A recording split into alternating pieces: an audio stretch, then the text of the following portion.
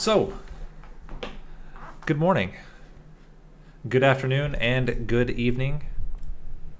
And name of the day is Radek. You can also call me Nate. You can call me Nathan, but please never call me Nathaniel. And we are now on episode 8 of the How to Win at Covenant 25. A monster train kind of guide, kind of gameplay, kind of a good time. And as we have been doing with all the other runs, we will be showcasing another champion. This time we're showcasing Solgard the Martyr, the exiled champion from the depths of the Stygian Guard. And as we have been doing, we will always start off with some theory, jump into the logbook, and review different upgrade paths, different thoughts around the upgrade paths. Before we jump into the runs, we'll do one of each of the 4 clans. I'll give my thoughts on how I tend to play the clan combo. We'll see how it goes. Hope that we get lucky. Hope that we play smart.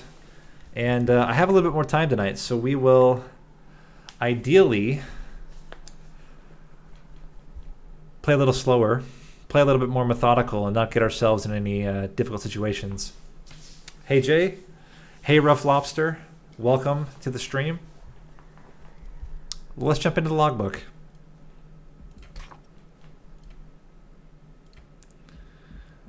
So, Solgard the Martyr, 3 upgrade paths. We have Direchannel, Coldchannel, and Titanchannel. So let's start with Direchannel. And I should say the preface is that all 3 Solgard the Martyrs have the same text at beginning, which is that as you incant, you gain shards, and the shards have different effects depending on which champion upgrade path you go. As we talked about last time, and with Tethys as well, just move me over a little bit. The incant trigger is when a spell is played on this floor, do the effect. In this case, the effect is gain 1 shard. Starting with Direchannel. Direchannel also has an action trigger. So we talked about action triggers when we talked about the Shardtail Queen. She also has an action trigger. Action trigger is at the beginning of your turn, before your champion, or before this character attacks, in this case this champion attacks, do this action. And the action in this case is deal 5 damage per shard to the front enemy unit. So some interesting things with Solgard Direchannel. The shard damage scales up, as well as the health a little bit, but primarily with Solgard Direchannel, you want to play in the back because you want to get as many triggers as you can. Because it's an action trigger, it happens every single turn, regardless of, as long as you're not dazed, you will do this effect every turn. What's kind of cool is that it can act as a kind of multi-strike. So if you somehow get damage on Solgard, say you're playing Root Seeds or you have Rage or whatever, if you have damage on Solgard, Solgard will do its action trigger first, and then it will attack with whatever damage it has. So you can get this kind of multi-strike effect. It doesn't happen at the same time. It's always to the front enemy unit, so it's ideally situated to do big burst, which puts it in this little bit of a weird situation because you wanted it in the back line, but it's not going to hit the back line. So one of the things you have to think about when you're doing Solgard Direchannel is you either want to front load your backline damage, so you get something like Sweep, or you get something like a Titan Sentry who can put Frostbite on the backliners, or you use spells. So you get Vent, you get Glimmer, you get Ice Storm, Ice Tornado, something that can kill the backline pretty consistently so that Solgard can do the big burst on the frontliner. Really, really strong during Relentless because it ends up being a lot of damage very quickly. Even at rank 1, you play 10 spells, which is pretty reliable to play 10 spells, even at ring 1 and 2. Then you have 10 incant triggers, 30 damage per turn, which is a lot for most early game bosses. By the end, when you're having 7 shards or 7 damage per shard, and you're very likely to do something like 30 to 40 spells, maybe even more than that. You think 30 spells is 210 damage per turn. That's a lot of damage in Relentless. So scales up very, very quickly. and is certainly very good at bursting out frontliners. Again, the goal is you need something that can take out backliners. Spells, sweep, spikes, something that can consistently kill those 10 to 15 health backliners. Next upgrade path we have is Coldchannel. Coldchannel plays basically the opposite as Direchannel. Coldchannel has text Revenge, apply Frostbite 2 per shard. So again, we have Revenge. Revenge is when this unit takes damage, do the effect. What's important to note is that it doesn't matter the cause of the damage. If you torch your own Solgard, you get the effect even though you're torching yourself, similar to the Angriest Prince or some of the other builds that we've seen. What's also kind of cool about that too is that you get the incant first. So you play the torch, it incants, and then you hit, and then you get the full damage, including the incant you just got. Kind of cool. Other thing to note, we talked about this with Revenge in the past as well, is damage shield completely negates Revenge triggers. So you got to be very careful if you are playing damage shield. So if you're doing Umbra and you have a lot of damage shield stacking, you don't really want to stack it onto Coldchannel because you then lose the effect of the Revenge. Armor does not do that, so you can stack all the armor you want. Of course, regen, lifesteal, all fine. Lifesteal's a little bit weird, but if you can make it work, more power to you. But basically, with Coldchannel, you're going to be playing it as a tank. It's a little bit dangerous because it's only got 70 health. So 70 health is not like a ton to survive. And even earlier, it's even worse. Rank 1, 15 health, that's like 3 boss hits. Certainly, you're probably going to get a lot of Frostbite by then. So let's say you get, like, again, I don't know, 10 incant triggers by the time the boss reaches the top floor, and somehow Solgard has not gotten hit at all. That 10 is 10 Frostbite per hit, stacks up to 30 Frostbite. That'll kill the boss real quick. Later on, especially against like Seraph, as he's flying around, as your Solgard is taking a lot of damage, you're going to get a lot of Frostbite very, very quickly. The only issue then is sustain. Sustain becomes a problem, and potentially frontliners. Now, sometimes you can get enough damage with Solgard to deal with frontliners on your own, but I would say normally you should expect you need some kind of backliner. So you need an Incanter, like a Nameless Siren or a Sign of the Sea.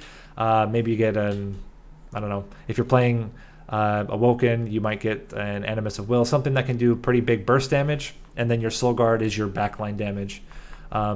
But again, first priority is get sustain on Solgard. Second priority is make sure you can burst out the front units. The nice thing is because Solgard does Frostbite AoE, even if you can't kill the frontliners on the floor you play Solgard, if you have the sustain, you can get a lot of spells out. You can get enough Frostbite that you're not taking too much damage from the Pyre.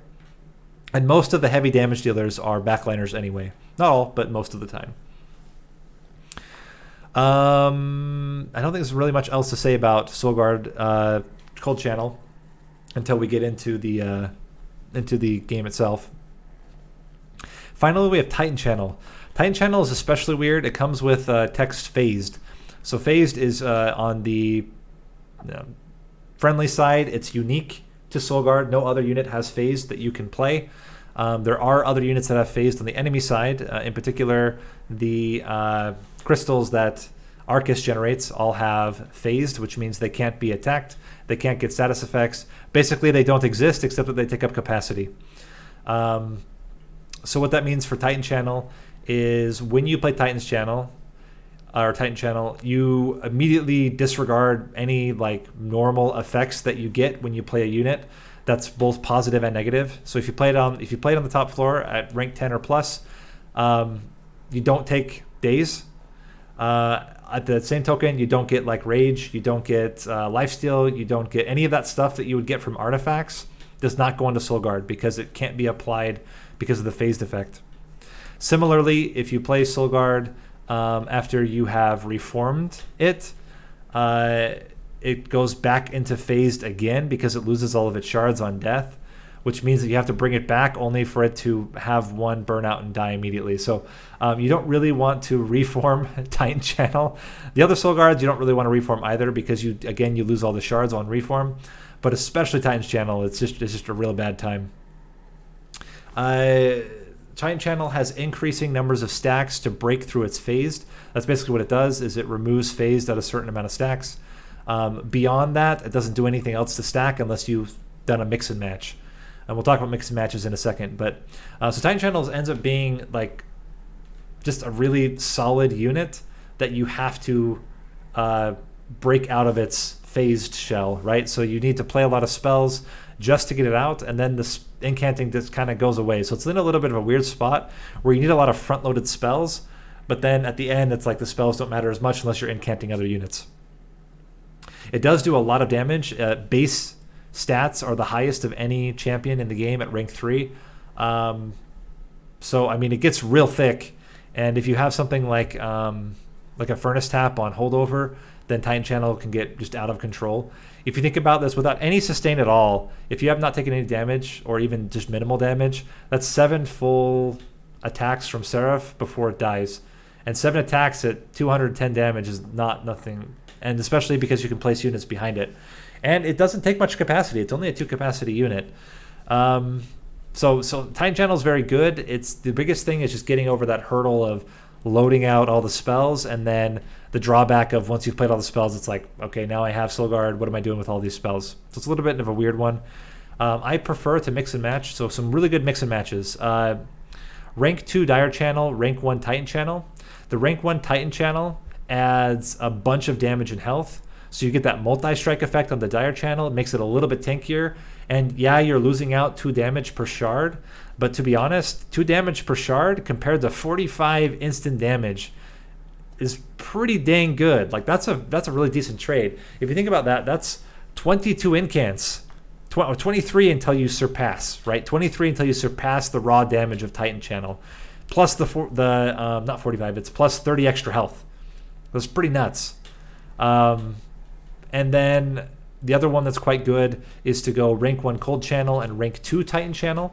That means you have a much tankier Titanchannel, but you don't frostbite quite as much. So if you're really just in need of like a thick tank, but you need some backline access, that's the way to go. You'll still incant plenty. I mean, you have to incant at least 10 just to get the thing to show up. So then you incant 10 times, it's already 10 damage to the backliners. It's going to kill every backliner. So I really like that mix and match as well. I think those two are really strong. I never mix Direchannel and Coldchannel. I don't know, maybe some psychos out there do that, but I find it to be pretty ineffective. You just have a really squishy, unit that doesn't do as much damage to the front line and doesn't do as much damage to the back line. It just seems kind of a bad time. But yeah, mixing Titanchannel in with some of the others just tends to be really strong. And again, if I were to say my mix, it would be 1 rank with rank 2 Direchannel, rank 1 Titanchannel, rank 2 Titanchannel, rank 1 Coldchannel. Otherwise, you go all in on one of them. Anything more to talk about with theory? I don't think so. I think we can jump right into it. Oh, a couple more things. Quick does affect the action trigger. So quick will mean that Solgard does its action trigger before anything else, even if it has no attack damage. Trample does not affect the action trigger. So if you have trample and you have huge stacks, it doesn't mean that will do anything more. Trample only refers to attack damage. I think that's basically it. Cool. So let's then jump into the runs. We'll start with the Hellhorned clan. And we are on Solgard. So with Hellhorned, Hellhorned tends to have pretty bad tanks and backline damage with its units. So Coldchannel tends to be really good. Titanchannel tends to be really good. If you're going to go either one of those, you certainly do not want to take imps, and in fact, you don't really want imps or spells at all, blockers at all with any of the builds. So this is going to be the same for Melting Remnant when we get there. You want spells because you want to incant as much as possible. So what you're looking for if you're going with Stygian Guard and Hellhorned with Solgard is you want either spells that you could take advantage of to stack a unit that's going to be behind Solgard. So let's say you play Titanchannel, you want to put a couple demons with multi-strike, or demons in general behind Solgard, and then beef up Solgard either with Coldchannel or Titanchannel to be the main tank. It tends to be really strong. Overstacking floors tends to be really strong. So you can do 3 or 4 units on the floor behind Solgard. Tends to be really good. You don't really want imps unless you're using them to generate rage or to do damage, like AoE damage. Like armor doesn't really make a huge difference here, especially if you go Titanchannel. If you're going with Coldchannel, then armor does make a difference, and you might want to consider getting some armor spells to keep Coldchannel alive. And then the self-torch, got to get into the self-torch, especially if you're playing Coldchannel. Self-torch is like the way to go. It's a very easy way to stack a lot of frostbite with very little damage. And normally a couple of torches are not going to put you to a damage threshold where you lose an attack. So just consider that as you're playing. The self-torch can be extremely valuable. Let's jump into the run.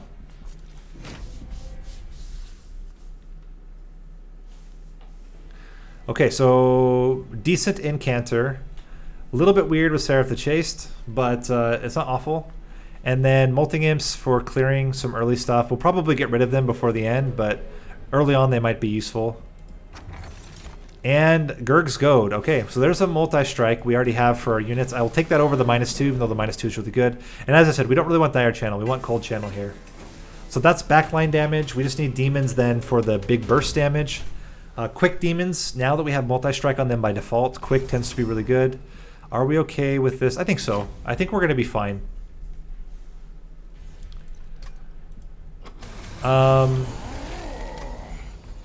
This is perfect. So what we're going to go for is a Molting Imp, Solgard, and what we're going to do here, 1, 2, 3, 4. We're going to go halvesies. We're going to play a Train Steward. Are we going to play the Train Steward up here? Yeah, we're going to play the Train Steward up here. And we're just going to play the Foregone Power here. We'll be able to play, hopefully, a Torch next turn. Maybe 2. Fantastic. So we can go 1. And that's... we could kill everything. Let's play you down here. You're going to get Damage Shield, which is kind of annoying. But being able to kill those backliners is really valuable. And now I'm wondering, do we do Torch? The problem with torching right here is that we don't get to kill the Collector. I think instead we play it like this. We torch you, and then we put Foregone Power onto you. The 1 Frostbite is enough to kill. A Torch and a Foregone Power. Let's play you here. Torch, Foregone Power. We'll take 1 hit to the pyre. 3 damage, not bad. Okay, so can we kill you? Little bit of a tall order here. We are going to get the Glacial Seal and an Energy Siphon. That's pretty good to get some early stacks of Frostbite. I think given that we're going to have the Glacial Seal, we don't really need to worry about killing this Disciple here. I think I'd rather just try to get as much damage as possible. Man, it's going to be so close. 6 plus... So it's exact damage. Wow. Okay, so Solgard's going to be in not the best of shape here. And then what we're going to do is perfectly manage our spells here. We'll kill you. We'll Foregone Power. Get you a solid 12 Frostbite. Okay. And then we actually are at a damage thresholds here, so we're not going to self-torch. We'll just torch him twice in Foregone Power and he'll be dead. Even the Train Steward's living, so very good. We only took 3 damage there. That's not bad. 3 damage for 75 coins is a very, very good trade. To be honest, I don't really love any of this. Maybe Helical Crystallis. We could make it free. Yeah, that seems okay. I don't want to take too many spells, though. So there's a hidden passage. And I kind of like the idea of overstacking a floor here. Fortify is also very good, though. Fortify over time can become really strong. I think we're going to play the hidden passage, though. I think we're going to try to do an overstacked floor behind our buddy. We can start with a Stygian Banner. So Titan Sentry on a lone floor with Endless would be pretty good. Let's give it some more health to start with. And give the Glacial Seal some generic stats. and we'll start with that. Fantastic. So Titan Sentry is going to kill everything. We don't care about spikes because, yeah, Titan Sentry just kills everything. There we go. We could save ourselves some damage here. That's probably worth it. Let me play you, start incanting. Train Steward seems good. Torch you to relieve some damage and incant. Very cool. I like playing you here. Is that right? Let's play it and, well, let's do it like this.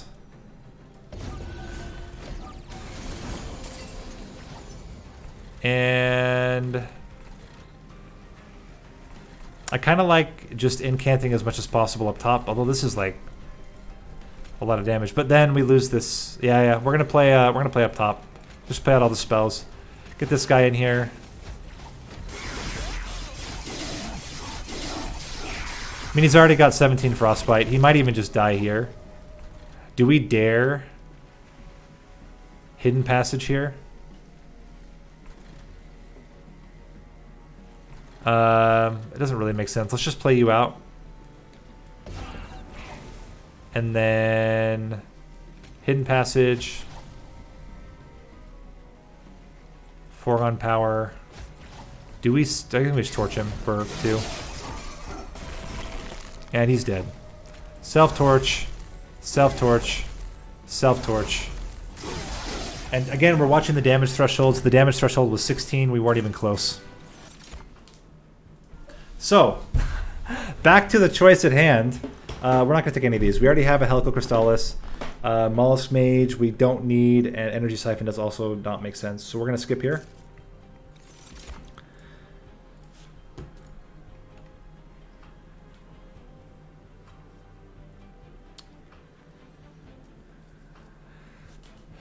Oh, it's just showing the load screen on Twitch? What is happening right now? My connection is totally fine. Is that really the case? Let me check my Twitch profile and see if that's also bug in there. She had a black metal band from Sweden. Oh, gosh. While I'm away, I'm not away.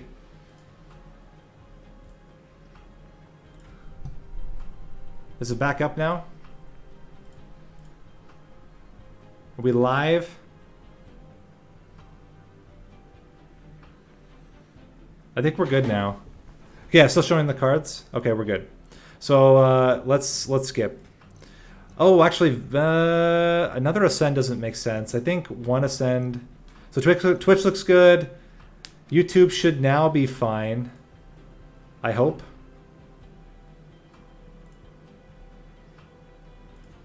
Let me know if you guys see anything different on YouTube, but it was working and then it crashed. Hopefully now it's going to be stable.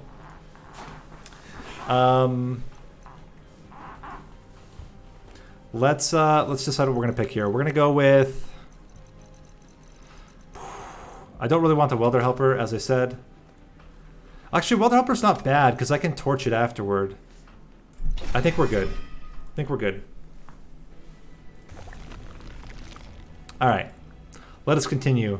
Let's get more Stygian banners, I guess. We have not gotten a single demon. It's kind of awkward. And I'm actually going to skip here. I don't really love either of them. We don't want another tank, and I don't really think we need spell weakness that much. Purge a card, gain a card. That's pretty good. We can get rid of a Steward already. And... probably a rare Hellhorned card. Not Impalate. Well, I guess Impalate's fine here. It's doing 45 damage for 1.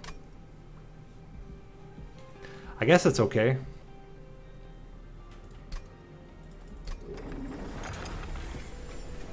We're probably taking too many cards, though.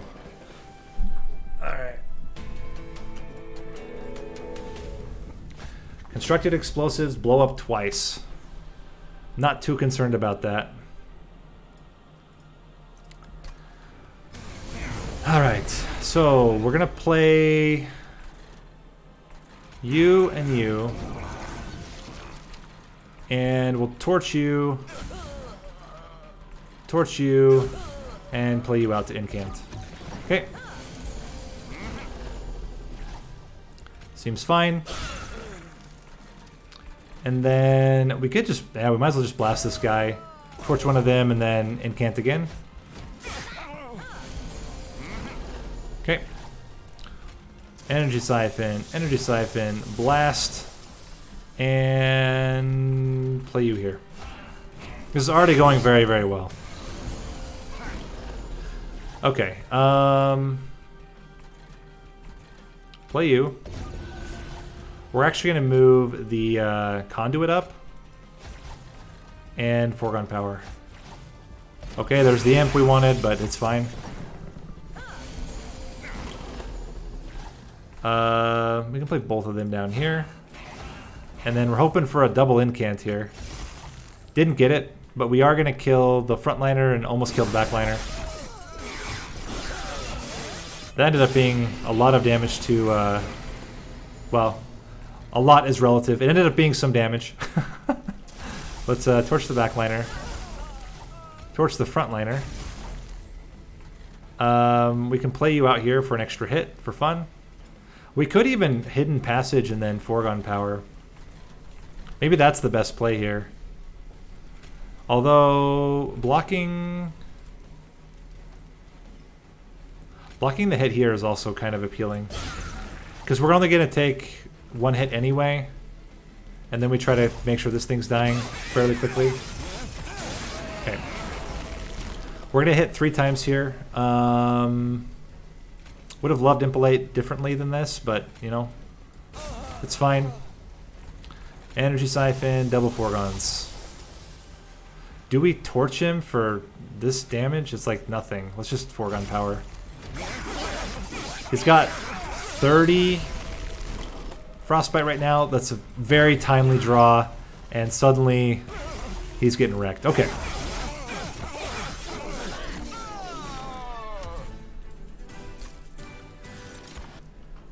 So if you're joining and you were on YouTube before, apologies. We're back up. You didn't really miss much. Let's see, what do we want here? Ice and Pyre seems pretty good. Dark Deal seems pretty good. But I think it's probably the Ice and Pyre. A lot of damage. There's a Horned Warrior. We do want multi-strikers. And he is a multi-striker. We want extra draw. And then we want really good buffs on him. So Quick would be really good. We can get another demon as well. Consumer of Crowns is very scary. We only have 3 imps. We'd have to get all 3 of them. I think Steelworker is just better. Imagine saying Steelworker is better. But yeah, I think that's actually the case here. We're going to go with another multi-strike on the Horned Warrior. We can incant to give him armor. I think makes sense. Or do we get Steelworker to be a big tank and we give him something else? Like just raw health maybe? Let's see what we get. We'll give the generic damage to the Glacial Seal, I think. Or maybe to the Steelworker. Let's just give him some extra health like this. And Quick. I really would have liked Quick on him, actually. I should have considered that. Let's just go with Glacial Seal having extra damage, and we're not going to use Quick on anything. So this is interesting. Do we want to go double Titanchannel? It's very appealing here. Because we're going to have a lot of front-loaded damage. We really would like the extra health. We're going to play him on the top floor. I actually think this is pretty good. Let's do it. So we're going to go 2 Titanchannel, 1 Coldchannel, and just have him be really beefy and do a lot of damage. This should be fine. Most of the things are going to die to the Titan Sentry, which again we want Endless on if we can get it. Certainly not guaranteed, but would be great if we could. You get it when we play a spell, so let's just hit you like this. And play double foregone power. We only need 4 till he comes alive. Very, very doable. Let's put Shark and Horned Warrior here. We can even kill this thing right now. Or, we're going to kill it anyway. If that's the case, let's just play up here. Get him closer to incanting. Okay, there's the Ascend. Let's play the Welder Helper first. I'm a fool. Good job, Welder Helper. You welded yourself. Energy Siphon. Ice Empire, Foregun Power. Okay.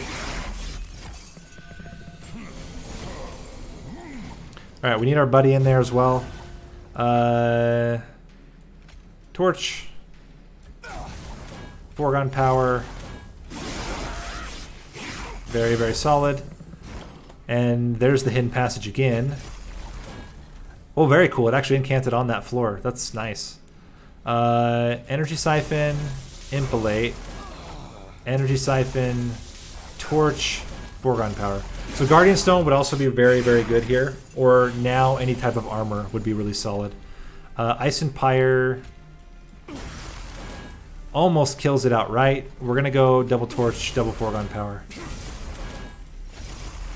Just get as thick as we can. We'll torch one of you. And we can helical as well. Oh, spell damage, or spell weakness. Okay, Ice Empire, Impalate.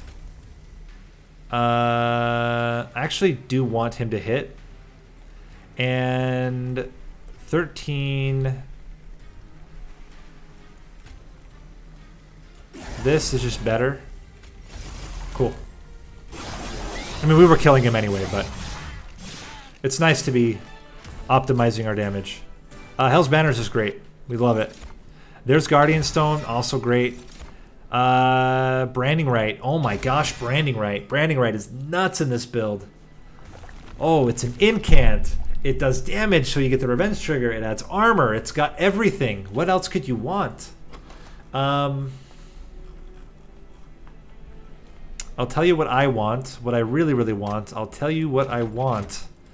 I want to remove cards and yeet imps and dupe dudes. But which dude, you might ask?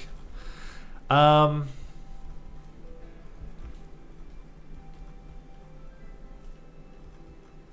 Horned Warrior is so good. We're gonna dupe him. This is probably insane. We're just gonna get some coins here. We need to get holdover on the Ascend. That's the next big moment in this deck. Sweep. Sweep is going to be a nice, fun thing for us to deal with. Our spell weakness, is that a problem for us? I don't think so. And I'm just hoping that we can get the Guardian Stone early-ish enough. Let's play second floor.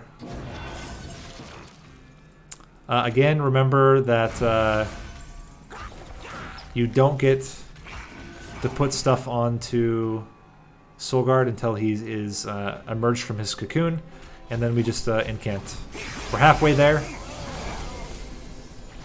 Get our buddy, get you as well, and well, we can't Branding Right. Oh, we can Branding Right you. There's another one. Get up there, my friend.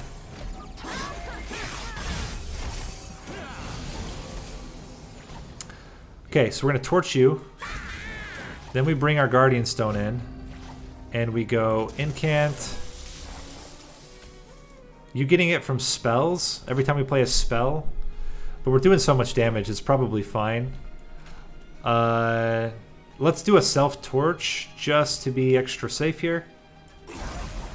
And then a Foregone Power. Okay, Titan Sentry is leaving us. We're going to Hidden Passage, probably the Steelworker. Yeah, we'll just accept this as the cost of doing business, and we'll do a torch onto you, a torch onto you, and Foregone Power.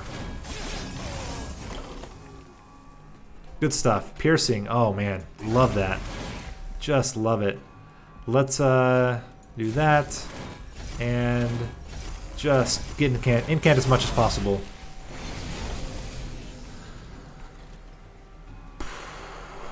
We just play all of our spells here. Oh, we drew something, but it's fine. Totally killing him. That's what we like to see. Self-torch. Self-torch. Impalate. And foregone power. Wow.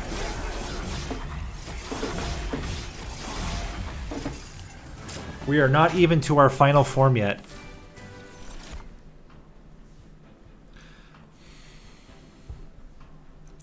We're going to skip. And we're going to skip here as well.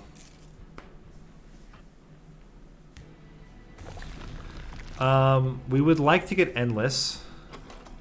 We would also like to get Holdover. What do we have coming up? We have spells here. And then we'll probably finish off with spells. Is 2 spell upgrade enough? I think it's fine. We're going to go for... Whoa! Cuddlebeard. Yeah, game sure wants imps. That's exactly right. Incant armor onto the Guardian Stone. Oh, here comes the fame. Coming in from the... I don't know. Lurches? Is lurches the right term? Coming in from the lurches. This, I don't know. I don't know what word I'm looking for, guys. I'm just saying. There's the Endless. Thank you. Appreciate that. Let's just give you more Incant. Welder Helper, we're not going to put Endless on. That's okay.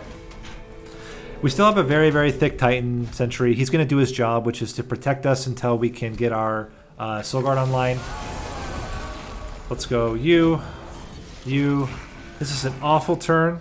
An absolutely horrendous turn to get our spells here. We're going to do this. And we're going to send you up. No. I don't know. Hidden Passage. Okay. There's some rage. Steelworker. Energy Siphon. Then Double Horned Warriors. Ooh, this is scary. It's actually okay, because we can do this. Then we can double blast you, bringing Solgard online, and suddenly Bell is getting a wee bit of damage. Okay. As long as we're living, we're good. So let's do Branding Rate. Oh, yeah, actually this is still fine. Torch, Incant, Incant. Cool. Alright, we need to get that Ascend very quickly.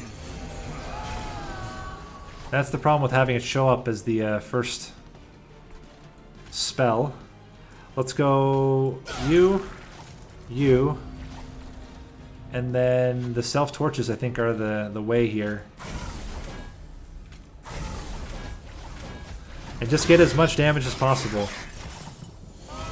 Ascend, please. No Ascend. We can kill you, though. That seems pretty good. And then we can just continue to stack damage onto Fel. Okay. Ascend would be fantastic this turn. Why would we get it, though? That wouldn't make any sense.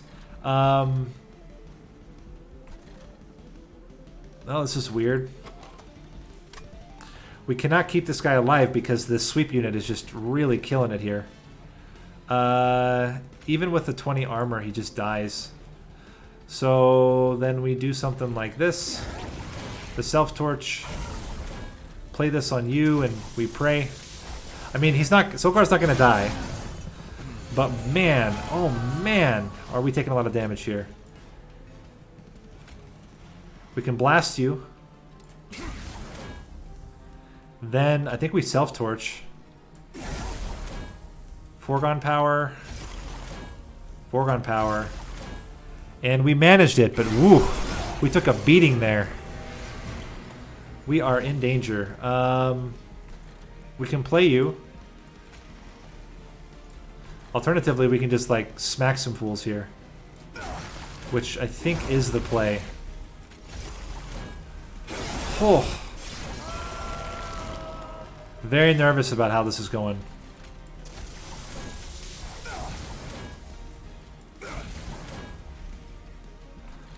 He does have 106 frostbite, so we don't need a whole lot. We only need a few hits and then he's good.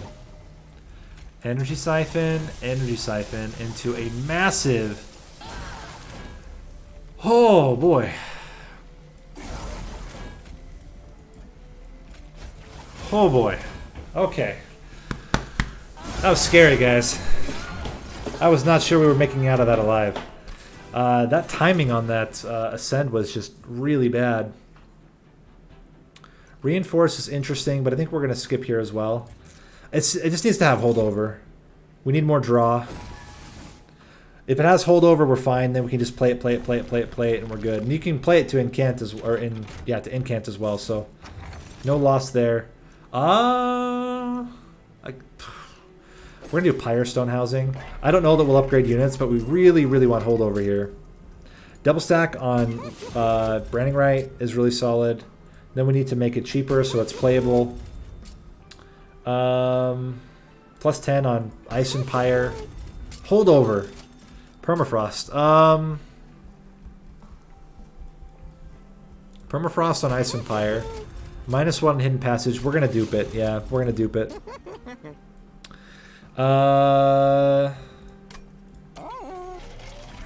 We're also probably gonna remove a lot of stuff.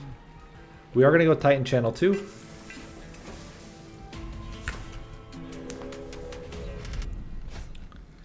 $20 armor. We're not going to take it. We have enough money. That's way too scary. We don't get enough damage early enough to justify that. We're going to play both of you out. Can we play you not behind him? Let's wait. Let's greed a little bit here.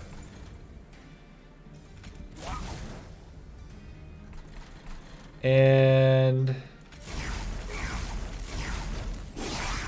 just try to get as much damage as we can out there. Okay, so we can already ascend. Let's put the Glacial Seal and the Steelworker out. We can ascend you. Play you out. Can we kill this backliner? There's no way. We can't kill the Collector. That's okay. It's fine. We accept it. Let's just play a couple spells up top. We are killing the big unit. That's the important thing. We're going to play both. We're going to play you. Going to play you. You only need to block 1 hit. And then we can play this just to keep him nice and safe. Spell weakness. Helical Crystallis. We need 5 more spells. 5 more spells. That is a lot of spells. 1. Let's bring you up next. 2. Give you more armor. 3. I should have taken the discard. Gives you yeah, gives you energy. Would have been much better. Play you. 2. And we are online. Ooh, just in time too.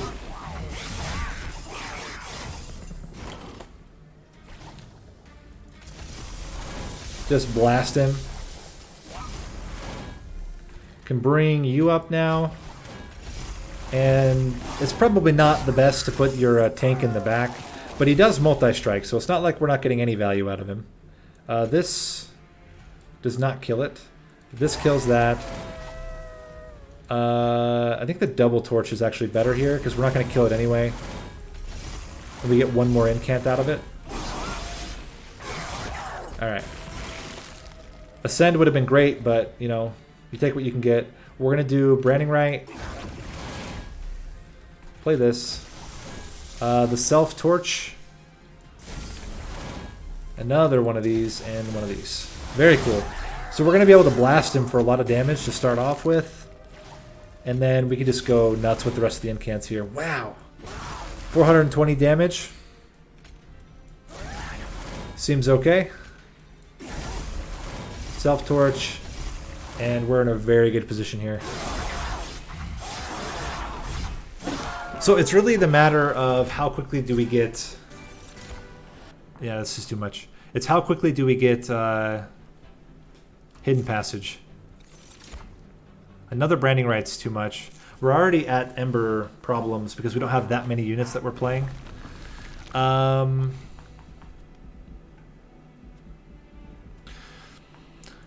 We have the Pyrostone housing. We should be using it. If we get... Okay, the only thing I was going to take here... Although, Rules of Containment... No. The only thing I was going to take here would be... if we got the... What's it called? Founding Seal. Founding Seal I would have taken, but nothing else. Endless on the Shark. Plus 25 on the Steelworker. No, plus 25 on one of the Horned Warriors. Plus 10 on the other Horned Warrior. Reroll. Okay, we should have gotten quick on the Horned Warrior. It's fine, we'll get quick on the Steelworker. Might be valuable. I don't know. Plus 10 damage onto Glacial Seal. And we'll remove... I think it's Helical Crystallis. Hey, we're overstacking here. It's all good. It's all good, man. We make it work here. I think it's the torches. Part of me is also like Energy Siphon's actually not that great here. We do have the Ice and Pyre, but the Ice and Pyre already kills things. I think we just get rid of the Energy Siphons. Okay. So the biggest problem we're going to have is Ember Drain, which is why we need to hold on to Ice and Pyre until literally that guy shows up top. Play you down here. Play you. Play you. Play you. And even despite the fact that Ice and Pyre was really good here, do we just play it? To save ourselves some damage? We got to get through a lot of cards, but we're going to try it. This also gets us 3 early incants, which is nothing. Okay, now we play both of these guys out. And again, we just try to get as many incants as we can. There's Guardian Stone, also very good. Still... we can play 1 here. And then double foregone powers. Okay. Alright. You don't do a lot of damage, which is good. You do a lot of annoying stuff, though. We could ascend him. Why don't we ascend you up? No, what am I talking about? We ascend our units. Let's ascend you. Branding right. We got a branding right in order to keep it alive. Oh, Welder Helper! That's fine. We're almost there. The Ember Drain's going to be annoying, but after that we should be fine. Okay, we're not going to play either Imp because we're going to hold out for better Imps later on. We will Impalate. Double foregone power. And this brings our buddy alive here. Okay. We can bring you up now. And just go nuts. Let's play this first. Okay. We're good. Alright, we're going to have 1 Ember Drain. We're hoping for Ice and Pyre. Ooh, baby Ice and Pyre. fantastic stuff. Can we keep you alive? No. We accept this and move on. No crying over dead units. Okay, so we're gonna try to go for... Huh. How do we want to play this out?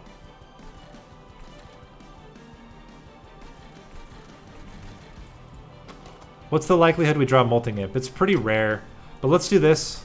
Get you in there. We can... Impelate. Foregone Power. Hidden Passage. What are we doing? We're insane. That was the wrong unit to Foregone Passage. My bad. We have a lot of damage already onto Seraph. Okay, so we're going to be able to play you here as on the next floor as well. Let's go Impelate. Oh, we can't unless we can kill him right now. Get out of here. Get out of here with your Ember Drain. We will absolutely take damage because we need to be able to play our Titan Sentry again. Get in there, buddy. You earned it. Get some more stacks. I would like Ice Empire, but it's actually not necessary here. Ooh. We'll keep it. And then what our plan is to do is just Self-Torch. Self-Torch to get insane amounts of Frostbite rolling. So we go 1, 2, Ice Empire. Can we keep Solgard alive? And the answer is no. But we're totally killing this guy, so no regrets. Basically worked out as we said. We got Titanchannel plus Coldchannel. We overstacked the floor with a bunch of multi-striking units. We started with Gurg's Goad, which basically enabled this whole build. Fantastic stuff. So apart from that little bit of scary moment during, what was it, Ring 5, I think? No, Ring 5 was easy. What ring was it? 4 or 6? I can't remember. We had one ring, maybe it was Arcus. Or, no, Fell. Yeah, it was Rage Fell. Yeah, other than Rage Fell, which was a little bit scary, that was a really smooth run. Let's jump into the second one. So, Awoken. You go Root Seeds. Don't even think about it. You take Root Seeds. Draw and Incanting is good. This also means that at the beginning, if you get Solgard Cold or Direchannel, which is what I prefer with this, because you have some really, really solid tanks here, you're going to get a lot of Incants. So regardless of how you end up rolling here, Direchannel's my favorite to go with Awoken. And the goal here is just to stack up. And again, early game, you can play Root Seeds onto the Direchannel Solgard, and he'll do this multi-strike. He'll hit, plus he'll get his action trigger. So even better. The only issue is he dies real quick, but hopefully we'll be able to get enough Incants to not worry too much about that. Let's see how it goes. If we don't get Direchannel, the second best would probably still be, is it Coldchannel again? Seraph the Patient, maybe it's Titanchannel. We go all in on Titanchannel, but we'll see. Well, Sap Tap. Normally I love you, but in this case, you're actually not very good. And Sketches is also not great. Guess we just take the money here. Unusual, but... Okay, as I said, we'll go Titanchannel here. Root Seeds makes it a little bit awkward. We need to put a Train Steward up there just so we can Root Seeds on the floor. We'll do this. We'll take some Pyre damage. Ideally, it's just the original 3 units here.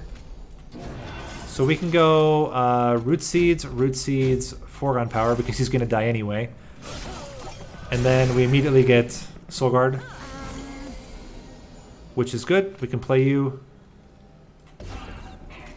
Go 1, 2, and just start stacking Foregone Power. I guess it doesn't really matter.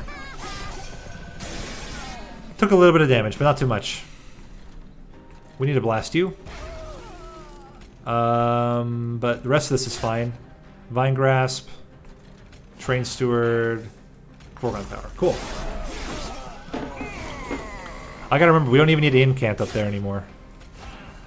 Just want to stack this Train Steward full of damage.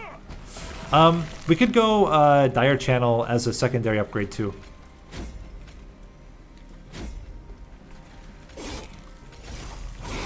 But yeah, we're absolutely killing it here. We can rub it in.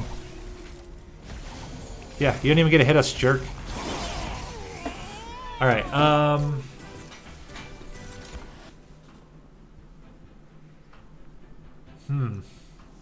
Crypt Builder. Permafrost it. We have a lot of discard already. Well, there's our Sap Tap enabler, but I think in this case I'm going to take the Steel Enhancer. Yeah, take Steel Enhancer. We're going to go for... I mean, an Animus of Will would be really good. Animus of Speed would also be okay. Any Incanter is also going to be really good, though. Hard to say. With this setup like we have here, I feel like having an Awoken unit would be good. Animus of Will. Fantastic. Get him quick? Question mark? I think it's just Runestone.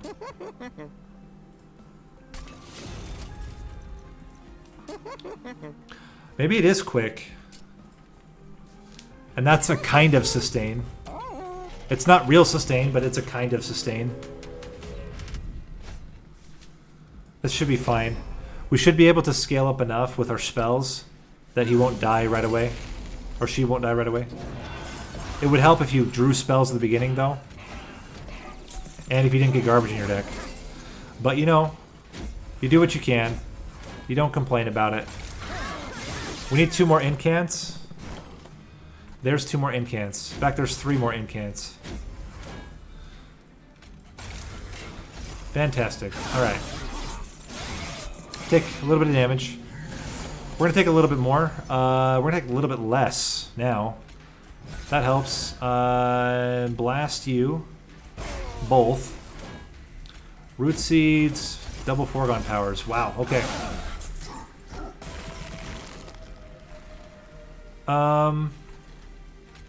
I like not having garbage, personally. And then we'll just incant here. I think I want the armor. Okay. Helco Crystallis. Drain. Solid. Very solid. What do we need now, though? None of this. And...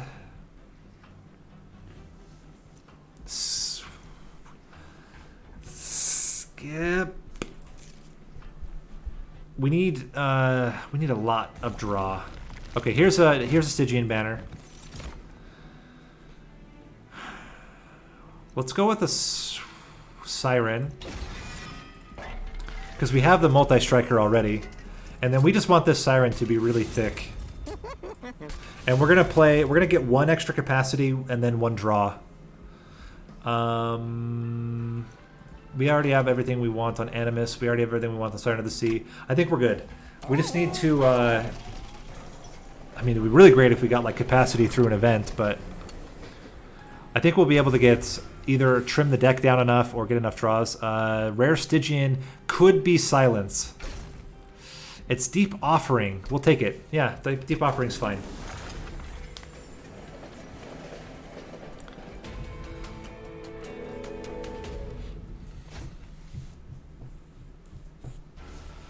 Okay.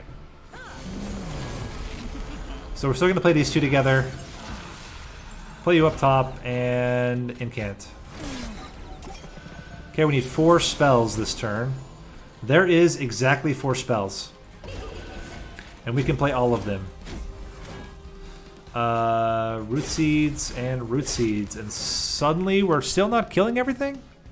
Oh, because of the quick. I needed to put this guy forward. Totally forgot about the quick. Okay. Play that.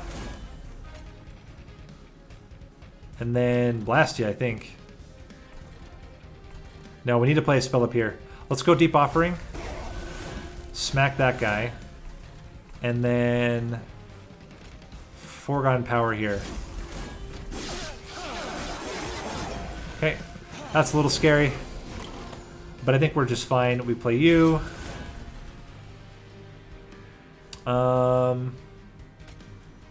Play that. And Incant here. We will probably drain him at the end. Bring you to the front. Root seeds, and drain. Very good. This is going pretty well. First run went really well. And also welcome to the stream. Let me not forget you there to actually welcome you. As one should do.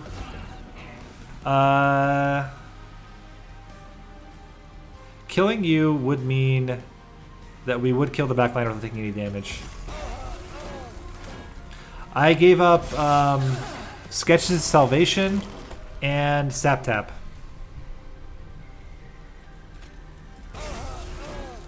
Live! Gotta love it.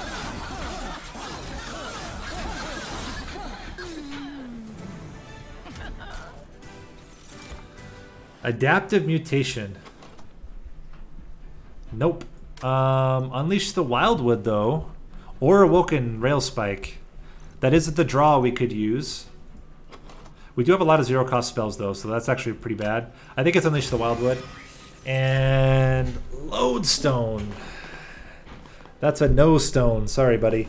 We can't fit you. We're going to take the 1 capacity now, and then we're going to remove and dupe. Seems great. The good old dupe and dump. And we'll take the money here. What do we want to dupe? We don't want to dupe a unit. Is it Steel Enhancer? Or Vine Grasp or Root Seeds?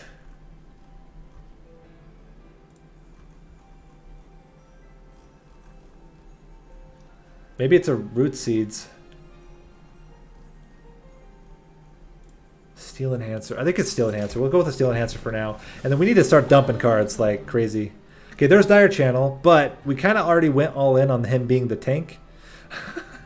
So if we don't have him be the tank, we might be in trouble here. But Direchannel would be really solid. We could actually make the... could the Siren of the Sea be a good enough tank? Let's do it. Let's do it. Let's try it. With +4 effective HP per turn, I think we're good. Okay, so we are going to potentially get some... take some damage here.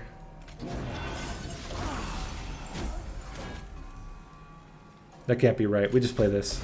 I thought about it for like a second, and like... no. Would be great if you would hit, please. It's fine.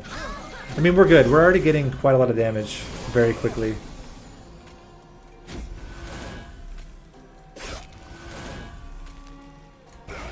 Save ourselves some damage here. 8 incants so far. This is where things get nutty.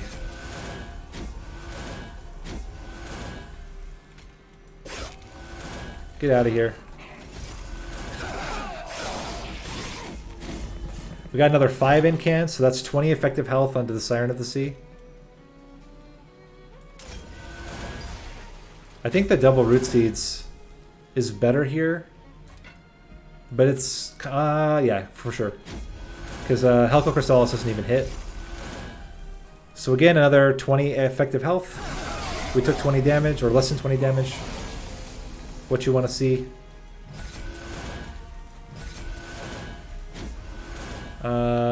Foregone Power and Hellhorned Crystals. That time, I think it was another 5.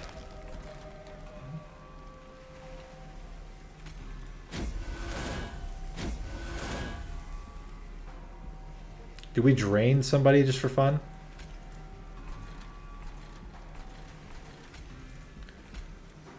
I guess this is effectively 1 extra health. Dang. But we're totally fine here. Root Seeds, Unleash, Buying Grasp, and Foregone Power. Very cool. A lot of damage come. Ooh, Guardian's Amulet. We need silence. Where is our silence? We don't really have a consistent way to hit our offering cards yet, though. I guess Deep Offering does that. And if we got Daze, that could do it. I'm going to take it as a... Yeah, then we... Ooh, Pyrogrow. Yeah, we'll take Pyrogrow. And then removal and upgrades. There's the last Strain Steward. And what else to get rid of here? Foregone Powers are pretty bad, but you can play them for... You know, it's the Helical Crystallises. Yeah, I agree with that. Yeah. Okay, so what we're going to do first is we're going to double stack the offering, Guardian's Amulet, because we're never going to play this outright. We're going to play this only if we can lose it. We're going to make Root Seeds all free. Reroll. Remove Consume from Deep Offering.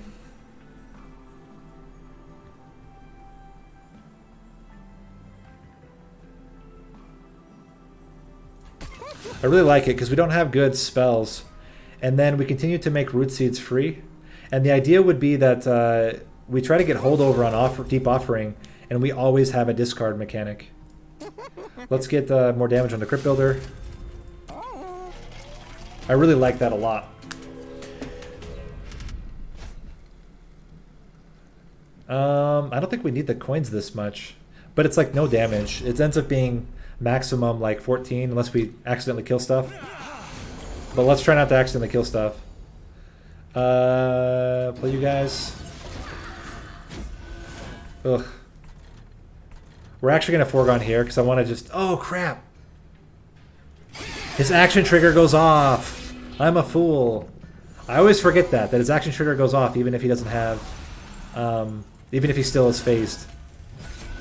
But this is good. We'll be able to kill the Collector as well.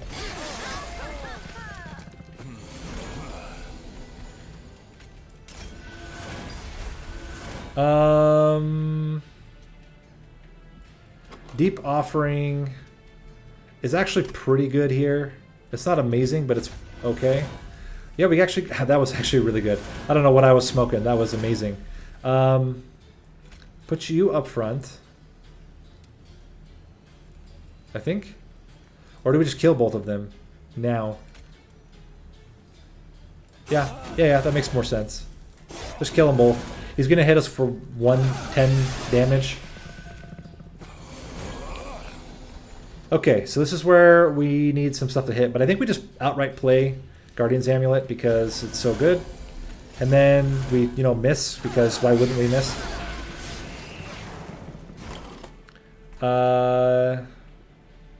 Everything's free. Fantastic. Hit ya. Get ya.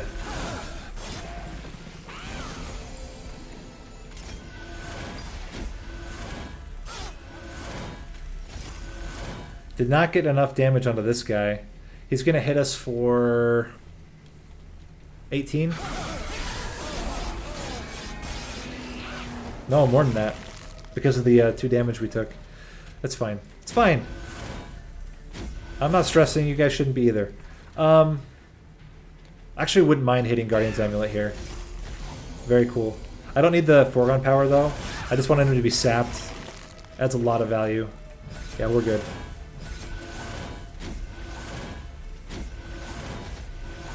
Ooh. Please? No. Still really solid, though. Doing 90 damage. Unnamed Tome, fantastic. And Invigorating Solution, also fantastic. Alright. Good stuff. Let's go with more removal. And I think it's an okay time to start getting rid of the foregone powers now that we have the Deep Offering. And, I mean, obviously we'd love to... This is garbage. I don't need Pyre Health. I don't want Cursed Vines.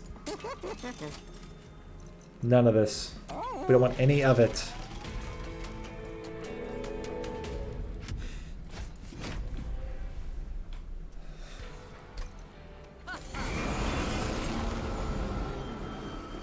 Do we dare? I think we just Helical Crystallis down there. We accept that we're going to take some garbage. Middle floor is also decent, but I'm going to just assume that the garbage doesn't make a difference.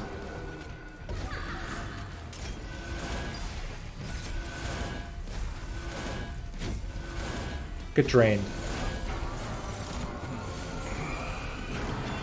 The garbage is going to make a difference here. But this kills one of them.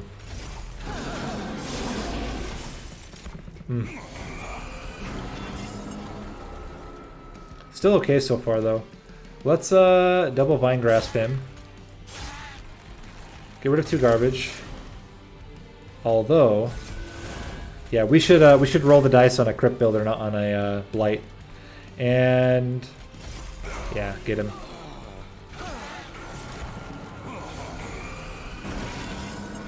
Okay. Silence. We're going to guarantee this hits, which is amazing. Not that it mattered, because we're quick. This is the floor that gets a little scary. Luckily, we don't have anything dying. And is Helical Crystallis better here? No. It's not. We can Root Seeds.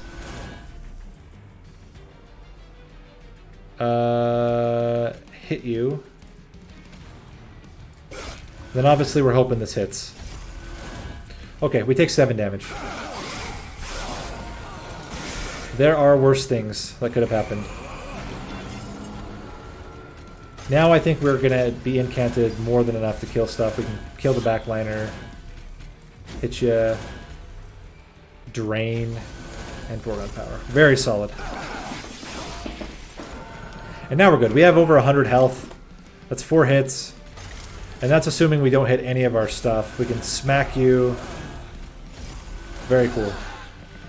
We just need Permafrost on the Guardian's Amulet now. And that becomes really solid as well. Deep Offering. And how are we looking? Fantastic. It's what you want to see.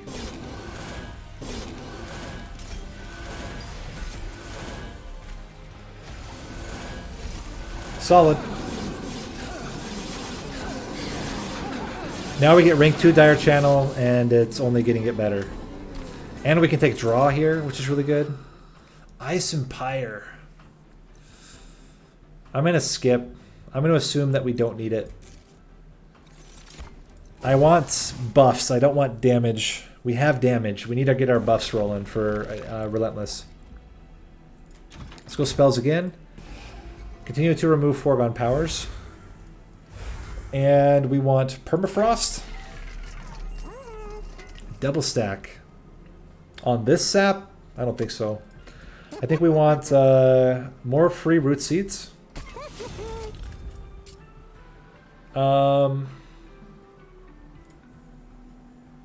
Sure. Permafrost. Remove Consume. What if we remove Consume from Invigorating Solution? Just to help our draw a bit. I don't think we need extra Ember, but the draw seems very beneficial. Let's get Crypt Builder even stronger. And... nothing. We don't want to muddy our deck when we need Incant. And Direchannel 2. And it's all about how many incants we get, right? So I would say we're probably going to need to get at least 50 incants onto the floor in order to beat Seraph. But that should be fairly straightforward to get. I think we're okay here. I think we're going to get enough stats that we're not in a lot of trouble.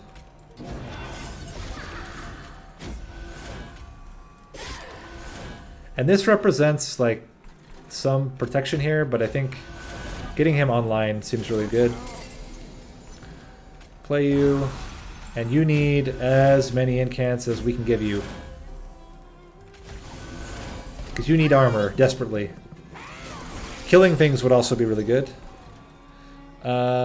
Silence on this floor? No, this floor. Stats. Stats. Kill one. Do this. More stats. And getting Invigorating Solution the same turn as Pyre grows, like really solid. We're going to take 15 damage here.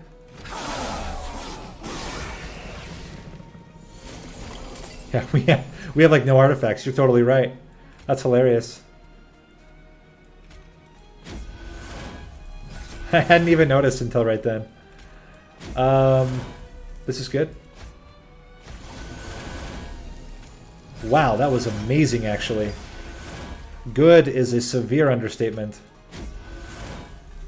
I'm gonna preemptively kill one of these. I could have actually killed all of them if I had played that a little bit smarter, but it's fine. Vine Grasp. Vine Grasp. Into Crypt Builder, which I'm going to outright play here, just to save some damage. And since it's dying anyway, we play it like that. Very solid.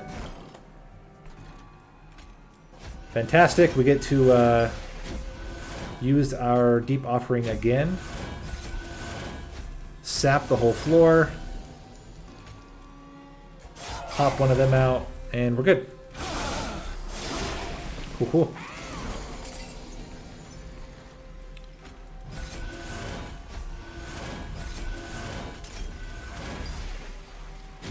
And it's almost guaranteed. It's not quite guaranteed, but it's almost guaranteed that we're going to be able to hit. Oh, amazing stuff.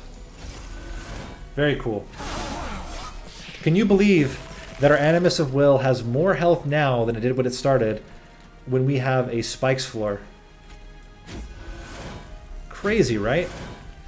I do think killing these guys is okay. There's 51, so we got 51 on the non-boss, on the non-Seraph fight. Then I think Seraph should be pretty straightforward. This represents 275 damage per turn. Not to mention the 180 here and the 100 here. Fantastic stuff.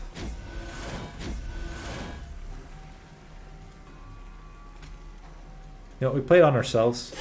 Would be optimal. And then just, yeah, just completely demolish him.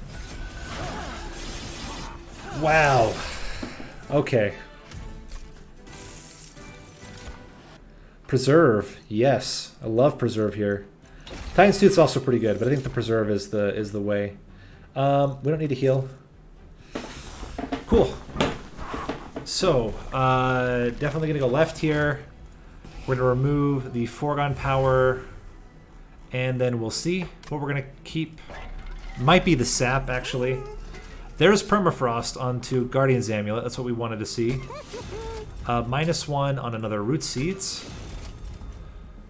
We can reroll. Okay. -1 on the last Root Seeds. Maybe it's the final Helical Crystallis. Now the Helical Crystallis already gets rid of itself. I think it's the Drain. Then everything else is 0 cost.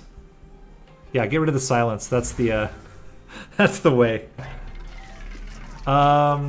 Spells get an extra slot. Yeah, that's whatever.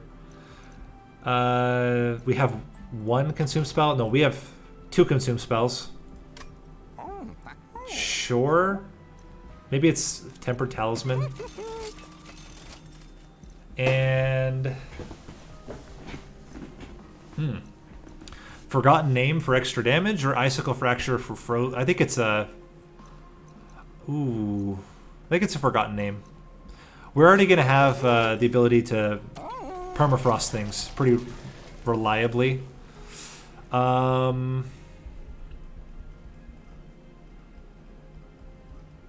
What if we have 2 of them? That's 8 sap. That can counteract like almost all damage. I think it's the sap. I don't think it's silence. I think we're going to get silence fast enough that it's not a big deal. Okay, we get all of our buddies. They're all here. Ready to go. And we can already start.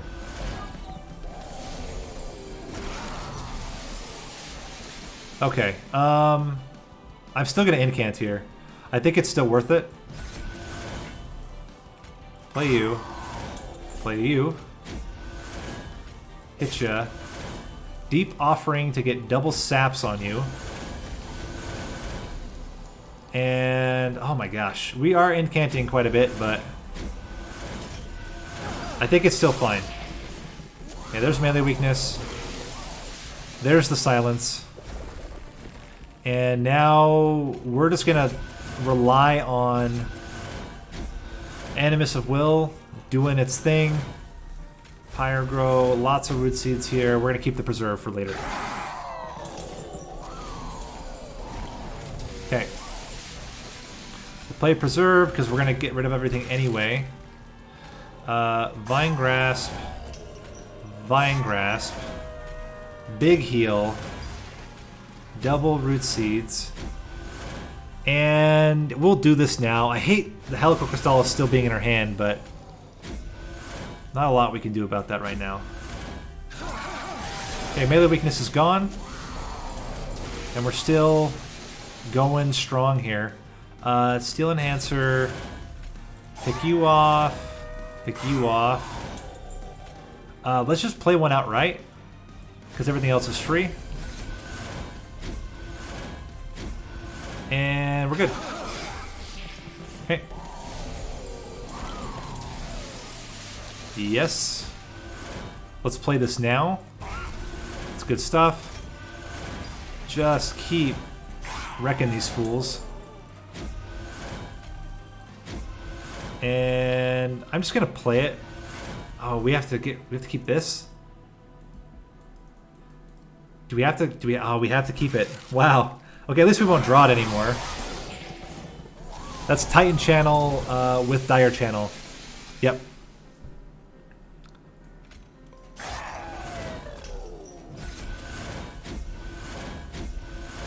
Then we get to play our Deep Offering for huge profits.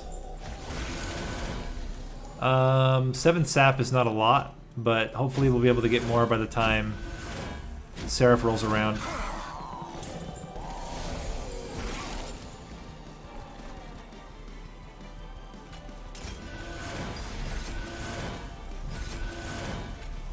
Smack you.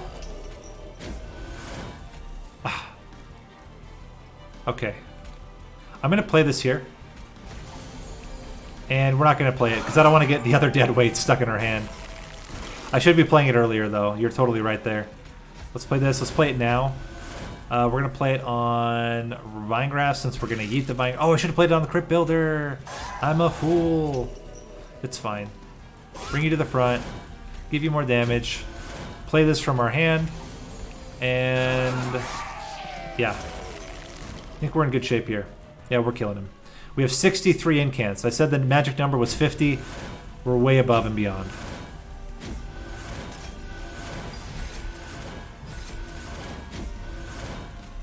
And that's before we can sap him once. There you go.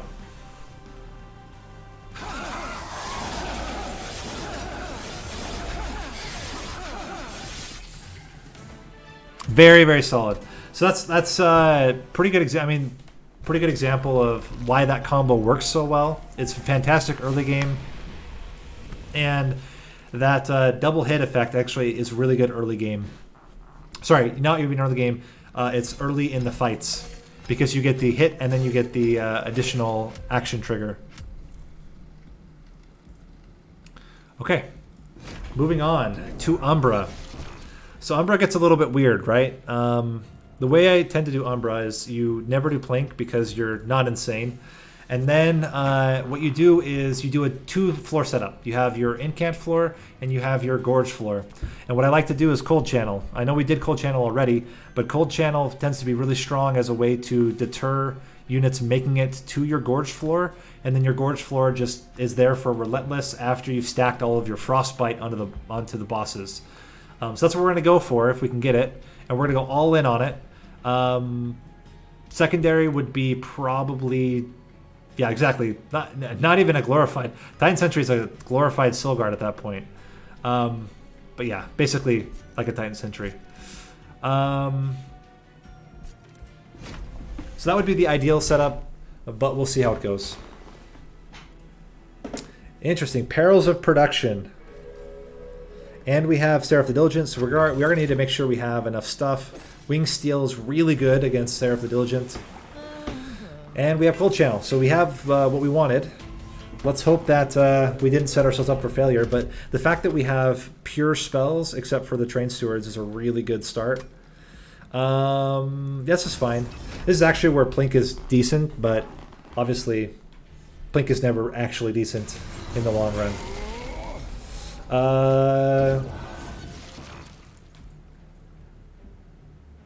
Interesting. Here's what I think we do. I think we do this. Play you.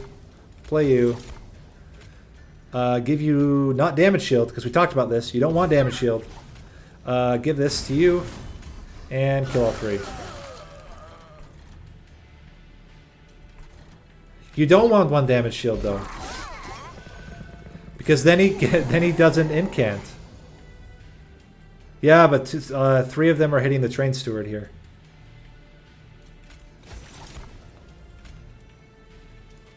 It's all about the math, Narninian. You gotta track the math.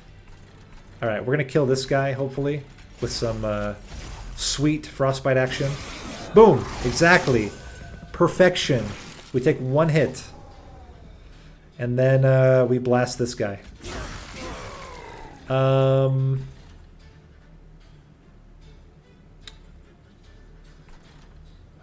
Crap.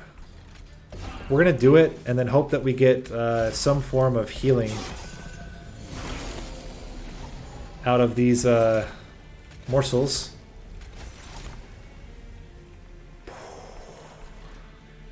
This is extra health as well. And we'll play these here in the event that we draw a steward next turn.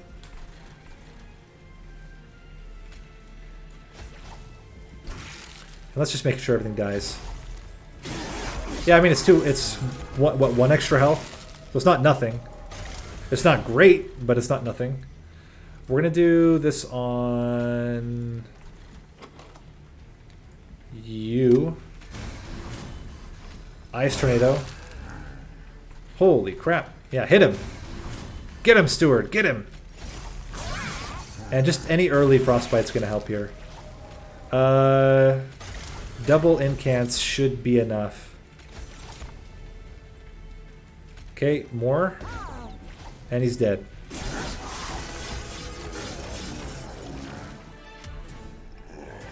Ashaka, we're doing every clan. We're not skipping out on any clans. It's not a choice, it's an obligation. I'm also obliged to drink some water right now because my throat is like super dry.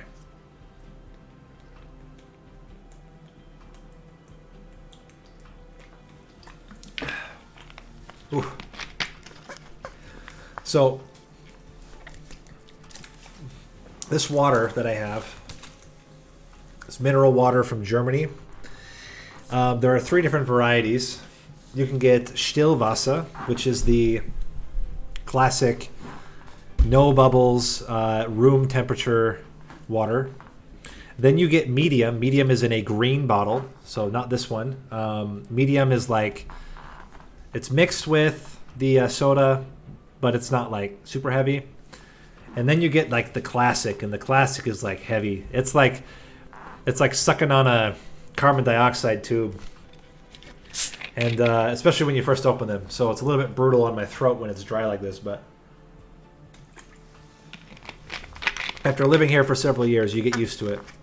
But I was not used to drinking soda water until I moved to Germany. Took me about 8 or 9 months of like just drinking it almost every day. Yeah. You know brand? This is like the Kroger brand of Germany. Yeah, LaCroix's great. It's good stuff. It's not the same though. Like it's the water you get in other places tastes very different than what you get here. I mean, in Europe in general for soda water. All right. Anyway, what are we doing? I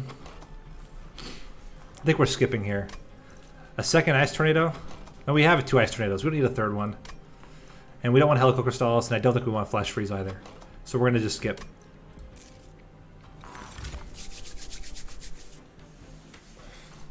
Space Prism or Packed Morsels? I mean, Space Prism's hard to pass up.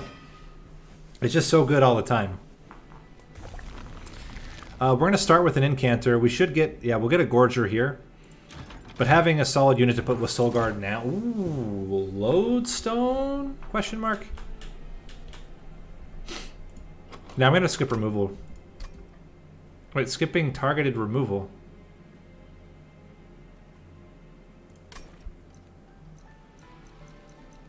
Anyway, I'm going to take the Siren of the Sea here.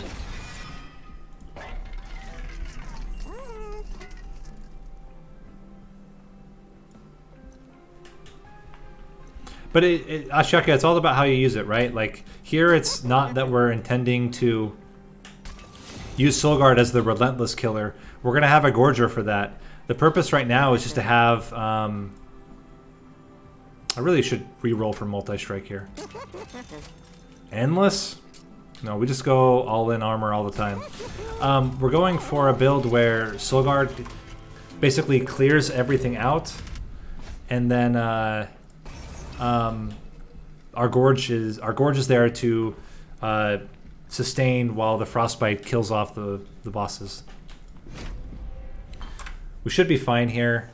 As long as we can get some solid ice tornadoes out or the like, we should be okay.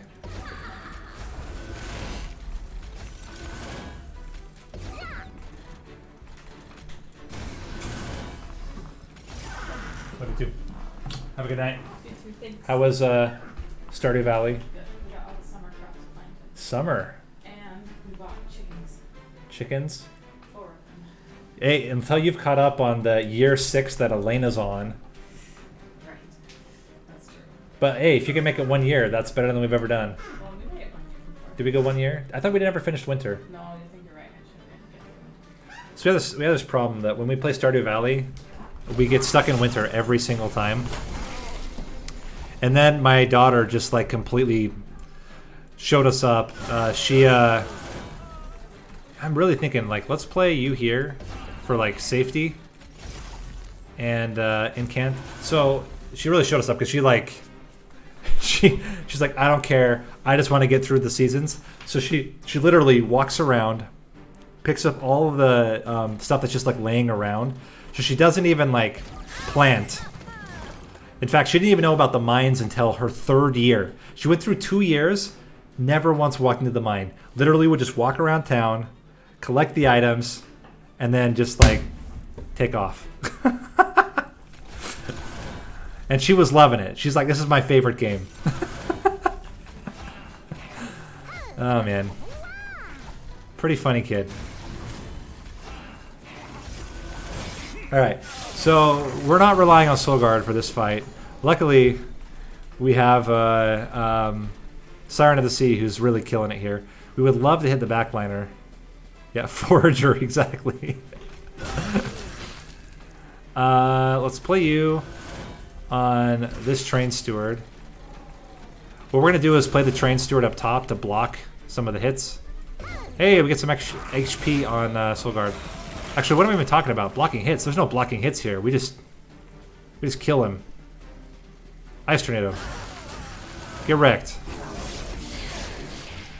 Alright, we're good. No.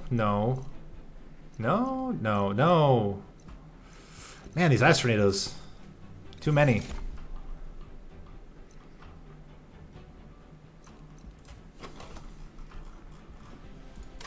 Packed morsels or space prism? Packed morsels or space prism? So we're almost at the point now.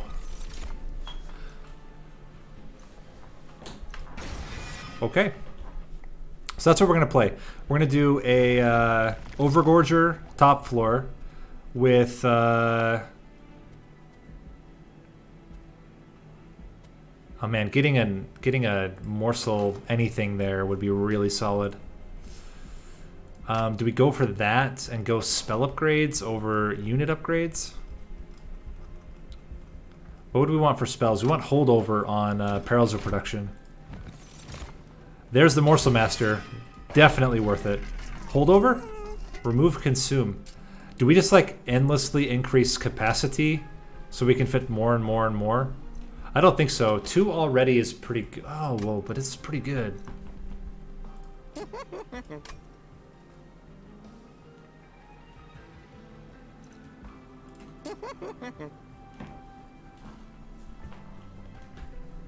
Yeah, pack morsels is much better with the changes. Yeah, I totally agree with that, Gabriel. I think if we have the chance, we should definitely... Yeah, pack morsels is already, I think, one of the best cards, but they would make it insane. We're not going to double stack anything. We're just going to keep minusing cost on these Shade Splitters. And... I think that's it for now. We need something to deal with Diligent a bit. None of this garbage, though.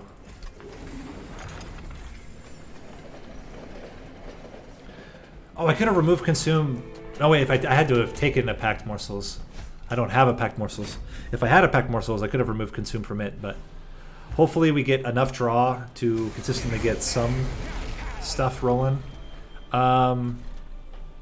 Okay. We play our buddies out. Yeah, we passed on it for a space prism.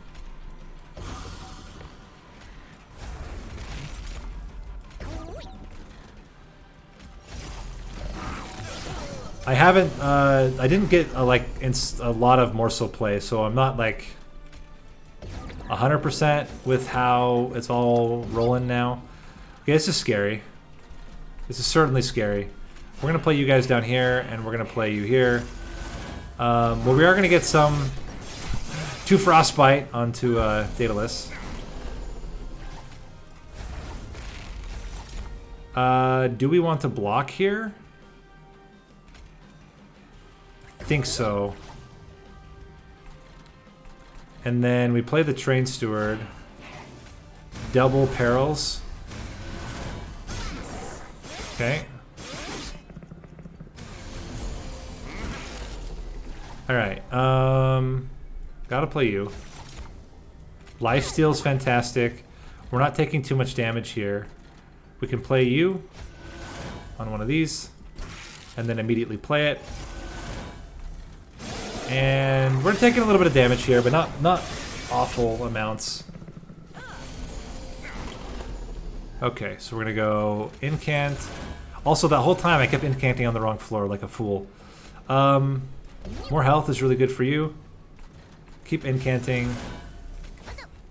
And I actually really like... Let's do like this. You're gonna block a lot of the damage. Play you down here, and then just keep stacking. Okay, take a little bit of damage again into the pyre. That's life. We're gonna play this out. 2 damage shields, fantastic. And then play this to get another Shade Splitter for more Ember and kill this guy. Okay, cool. Take another 2 damage. But now we have extra health, we have damage shield, and you might just kill him by yourself.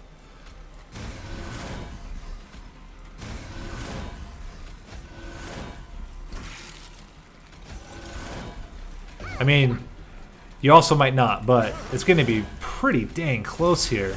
Wow. This is actually pretty good then. There's a chance we get one more Gorge. We're not going to get any more Gorges because of the way this is working out. But We did get quite a few. What is he at right now? 22? So we got 11 gorges that turn. That's not bad. Okay, Furnace Tap. Yeah, yeah, that's a card. And what about Cold Celia? Cold Celia, increase capacity by 1 because we have a draw relic already.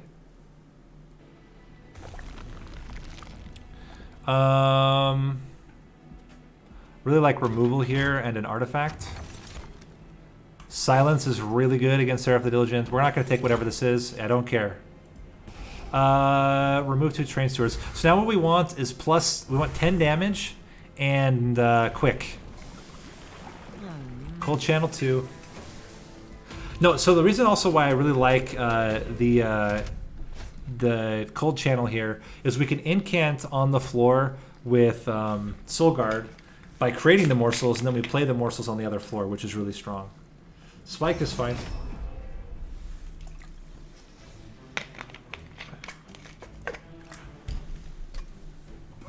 Okay, so we play bottom floor. You're obviously not loving life right now. Sorry about that, but just how it is. We're gonna play this, and we're gonna increase capacity up top.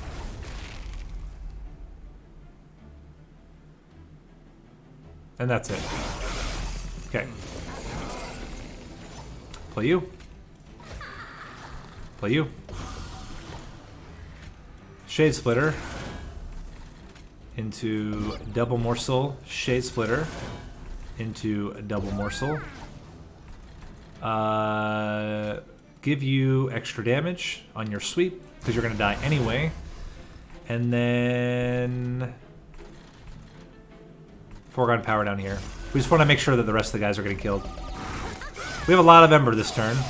This would be a great turn to get none of the things that we wanted. Fantastic. Thank you, game. Appreciate that. We do silence this guy, which is not nothing. Play you up here. Increase your space again. Play you. Oh! And from the rafters comes the nice tornado to save the day. All right, can we afford? No, we can't afford to play Perils of Production. We'll just do Frostbite here.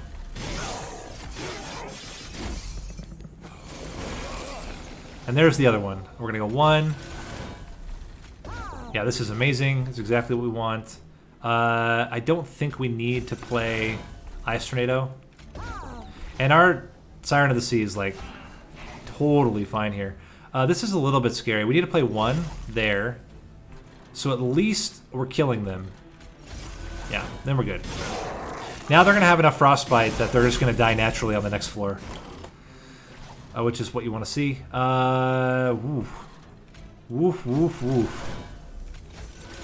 We might have to actually block like this. Seems okay. Play you out here. And would have loved to have played that up there, but you know how things is. And then we play this here. Alright. How are you doing? You're dying? That's insane. Just insane enough to work. Alright, we will get 2 more gorges at the end.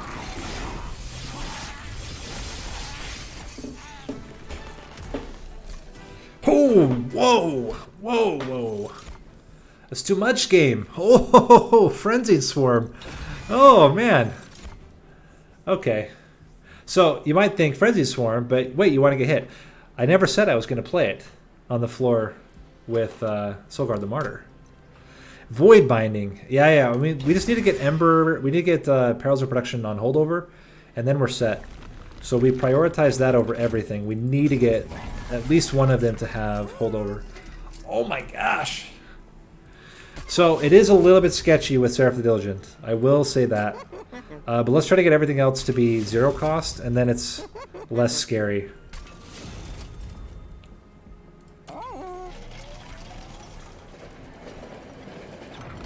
Okay, we'll do a Gift of Gratitude. We can get a really big Gift of Gratitude here. Try to get both perils to play at the same time. 6 Ember... a 6 Ember gold generation. What is it called? Gift of Gratitude would be sick. Still gonna play here. Still would really love for you to have quick. So if you ever want to like do that, be my guest. Play you guys here and play you here. Okay. Solid start. Solid start. Play you.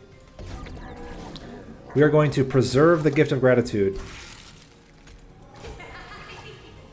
Incant. Play this and increase the space. Alright. So that was pretty brutal, not gonna lie. Nothing much more to say about it. We can do one Ice Tornado here. We can get another Shade Splitter. It does not matter. It dies no matter where we put it.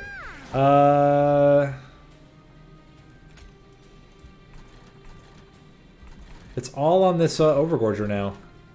You have all of our hopes. I guess there is this Siren of the Sea who's also here. I'm not going to risk anything more than that. I want to keep the Gift of Gratitude. But wow, that was a trip. We're going to play you. Double Perils of Production. A free Shade Splitter.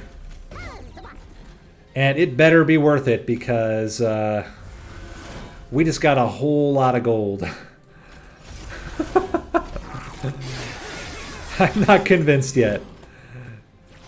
Yeah, money for the win here. We're going to go all in on you. You are going to have to save the day. We're going to actually split damage here.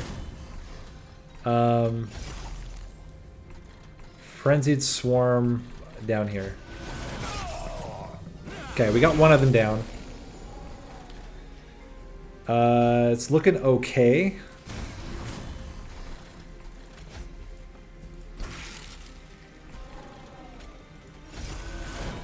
And then I guess we just play it. Where do we even play it? We play it down here still.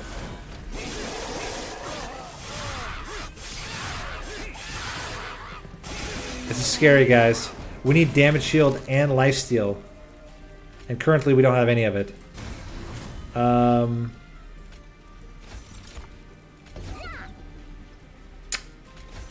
We cannot play Furnace Tap.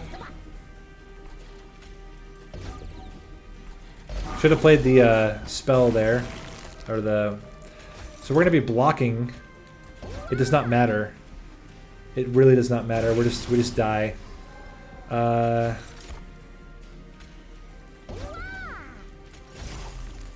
we're restarting that fight. Ooh. We have to play on the second floor. I don't even know why we played on the first floor. It didn't make any sense. Made 0 sense to play on the first floor. We didn't need a rush.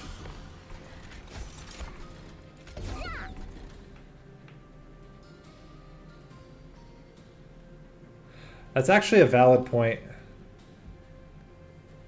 Put Cold Celia in the middle. That seems okay. As long as Siren is living through this.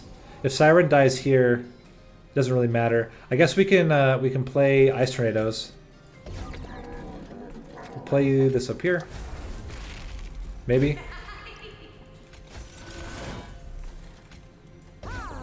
The problem now is that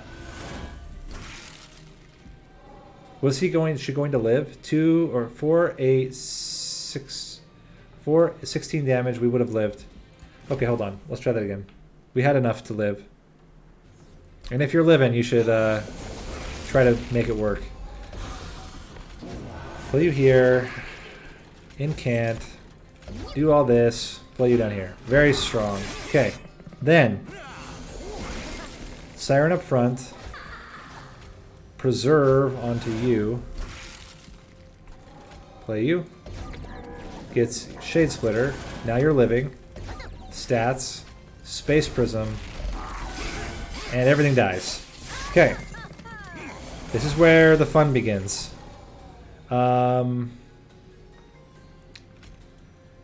Shade Splitter.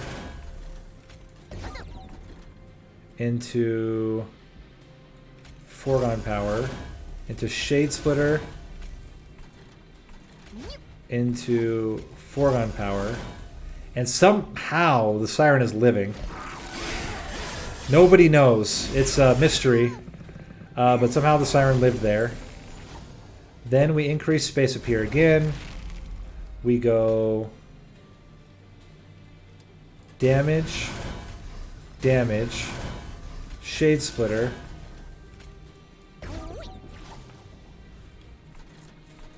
We don't want this guy to make it to the pyre. Play you down here, play you here. Okay, this is scary. Very scary time. Very scary time. Void Binding keeps you alive. Continue to stack. Continue to hit. Continue to daze. Daze is actually decent here. Okay. Would love if you were living. But we will see how it goes. We'll play you. Play this. You need to not make it to the pyre, please. You're going to hit us for 8. But I think we are living here. Not quite yet. But we do get to, is Furnace Tap better here than Frenzied Swarm?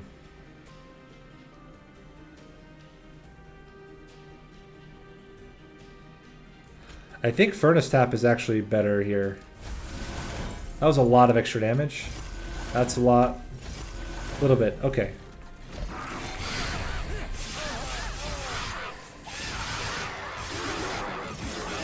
It dies. Can you believe it? It actually dies. Wow. Amazing stuff. We can block all the hits with morsels. Play this. Be thrilled we get to play it for 5 and we win. Sure. Unnamed Tome.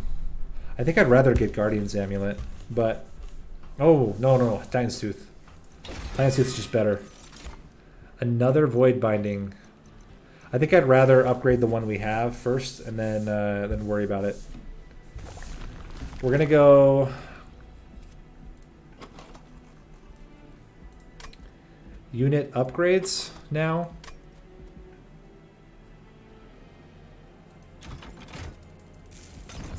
Because we still haven't upgraded the Overgorger. Endless on Overgorger? That can't be right. Let's get plus 10 damage onto Cold Celia. It is kind of interesting, though, that it could just die and then come back, but I don't think it makes a lot of sense. Let's give Morsel Master some generic stats. We're not going to play Endless on anything. Large Stone onto Overgorger. It can fit. And then we add 1 capacity below. I think we do that. Also give it extra health. More damage to Morsel Master. We really want it quick here. Yeah, I think so. And I think we only need 1. Actually, we don't even need 1 capacity increase. It depends. We can play him on the 5 capacity floor if we need to. But yeah, here we don't. So we can play you. What are you, Rally?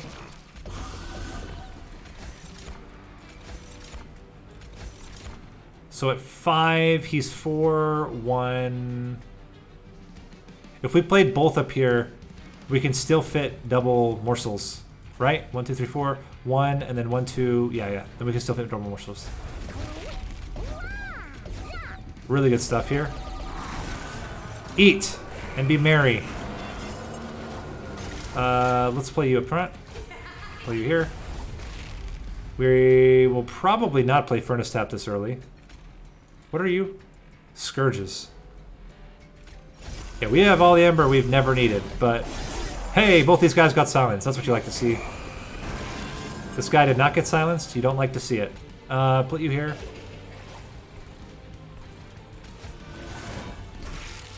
And we'll play this down here. Why you gotta be this way, game? Alright, let's play a Steward. Go nuts with Incants here. And we're gonna be able to smack this floor. Maybe. Ooh, love it.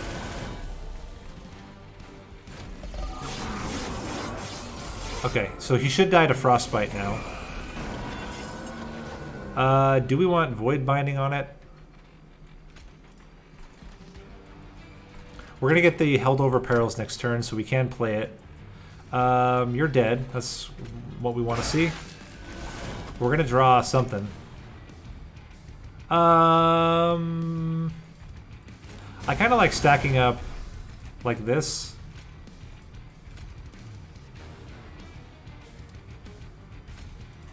Something like that. Keep giving damage to the sweep. And play it like this. Cool.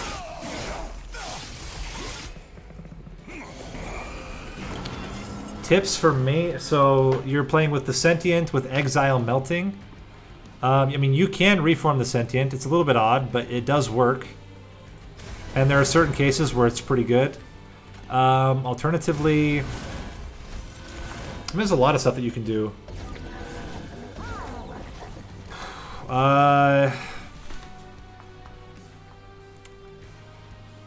Awoken Hollow Reformed is really strong.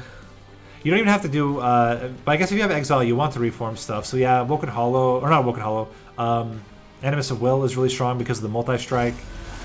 Harvest units can become really strong on the floor with the Sentient if the Sentient has spikes or has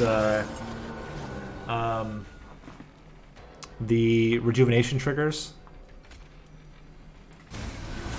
So we can try to save this floor. I think we just stack. Stack more dudes. We need to get more stats out. Oh, we can do this anyway. Congrats. You get to live. For another day. How much Frostbite do we have on Arcus? 50? 50 is not nothing. Like, that's actually a decent amount. Plus we can Frenzied Swarm, getting us at least one more hit. Wow! Oh, baby. Okay, so we're not going to risk it. We just do the consistent setup here. And then we're going to get one hit, probably. Play it like this. That actually was actively bad. We should have just put it on the center. Oh, I guess not necessarily, because you get this set. You get the Cuddlebeard effect twice, and it doesn't decay. Yeah, that's pretty good. Cool. Kindle or Wretch. Wretch seems pretty good. Yeah, I like it. And more draw. We need a lot of zero cost stuff because we need things that we can get rid of with Seraph the Diligent. We're gonna go right path here.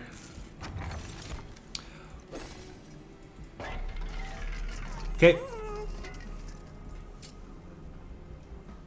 Okay. I mean, nothing to say. We're gonna get rid of Furnace Tap's consume removal. And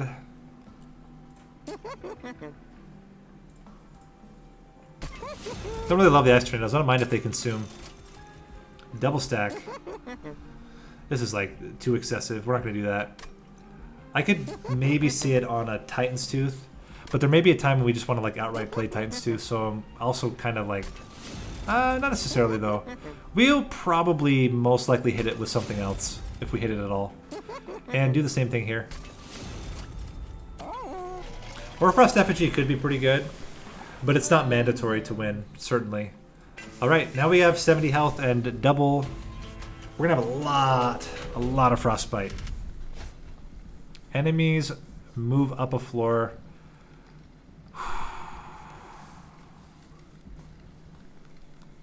I'm gonna go for it, but it's scary. It's kind of scary, guys. Ember Drain. If we don't get the Perils of Production early, is also scary. Let's get you rolling as quickly as we can. The one thing we have going for us, apart from the fact that we just drew Ice Tornado, which was actually really solid here, is that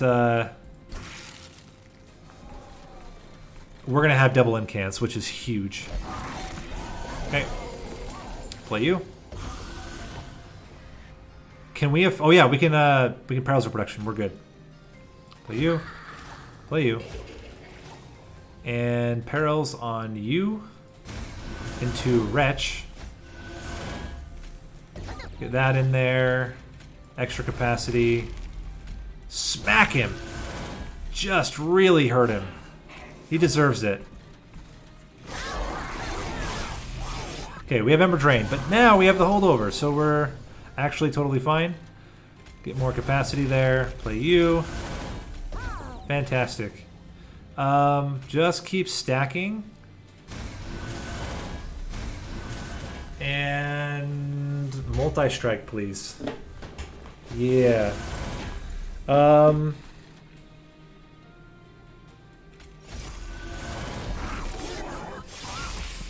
think we're just gonna have to accept that Solgard's gonna die sometimes. Ooh. We need to play this. We're gonna have to forego one eats in order to live. Because living is good. Dying is not as good. Hot take, I know.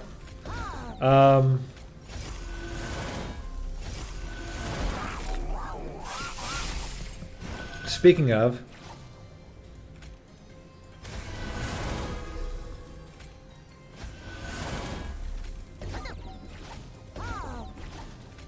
okay, we're getting... Oh my gosh, we did it! We did it! It's amazing!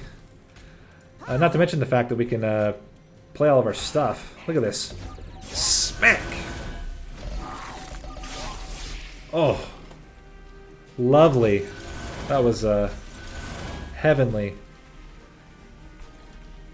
Keep stacking onto you. Oh my gosh, lifesteal on you is going to be glorious. And it's probably better to do it on you here. Just look at this Siren. The Siren's killing it. We're still going to do this because it's amazing. We immediately go from dying to gaining health. Oh yeah, you only have 15 health. That would explain it. Get some more stacks, my friend. Oh, love it.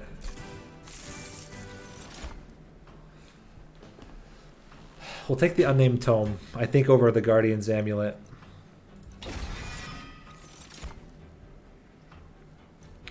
Excavation Eruption's interesting, but I don't think we need it. Okay. So we have the build.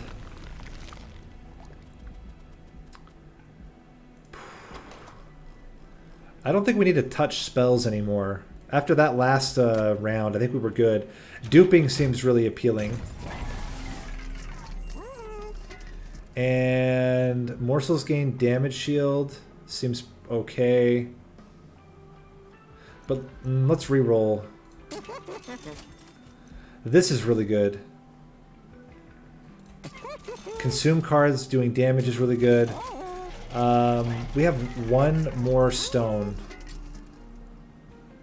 Get thick. And now... we still have a Train Steward? We have 2 Train Stewards. Oh, nonsense. Alright, well let's duplicate... What I'm thinking is, what if we duplicate the holdover Perils of Production, just in case we have to play one of them as our starter card, that we don't permanently kill ourselves.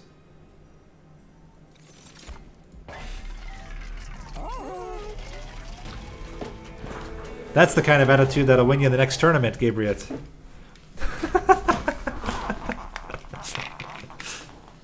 You gotta go outside the box. Do something no one else would ever think.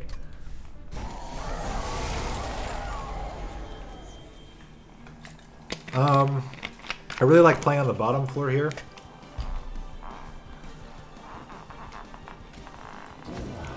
And obviously we're hoping that we nail this guy with an ice tornado and hit both the backliners. You know, sometimes life is just that way. But we are doing a lot of damage. This guy has 22 lifesteal. I'm going to play... Oh!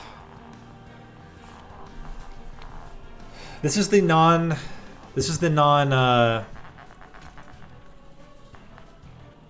non-holdover one. Let's play it. That. Get you guys up here. We're going to give you Void Binding. Foregone power. And we will even go so far as to Frenzied Swarm here. Because I don't care if I take some pyre damage. I want to save as much health onto Solgard as we can until we get into a much better spot. We actually have to use a Shade Splitter here, which is not what you want to see, but we have to do it. And then we play both Overgorger and Siren.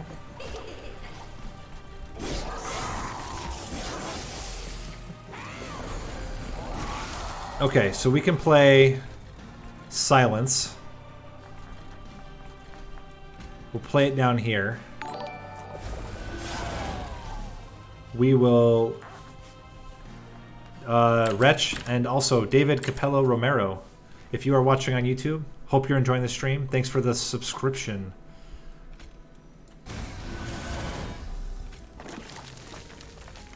I feel like the way I said that was like very, very ironic sounding. That was not the intention. So apologize if that came off as me being sarcastic. That was not the goal there.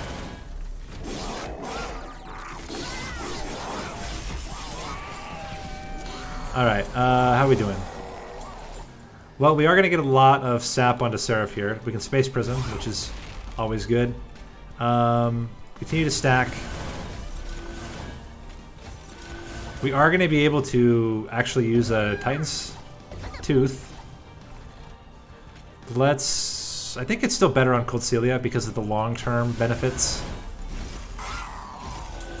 And get wrecked. Yeah. Seraph's going to have a whole freaking lot of Frostbite here. Over 100, easily. Over 200. Almost 300 sap. So now the goal is just to keep you alive. Can we do it? Nobody knows, but we're going to try. How do we start? We start by getting rid of one of these Perils of Production. Ooh. Now we can keep you alive for another turn. Smack these fools. And, yeah. Okay, Seraph.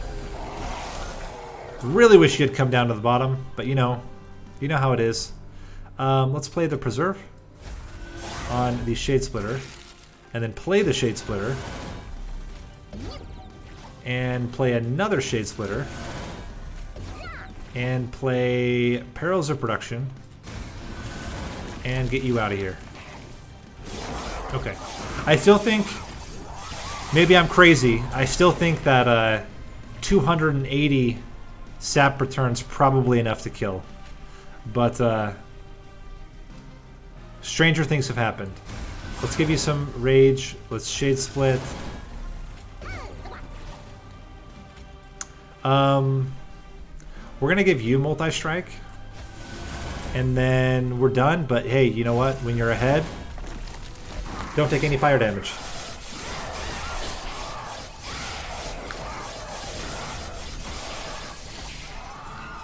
There you go.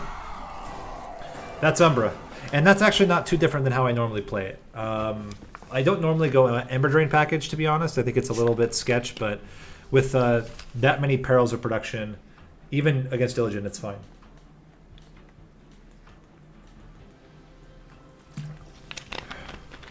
Cool.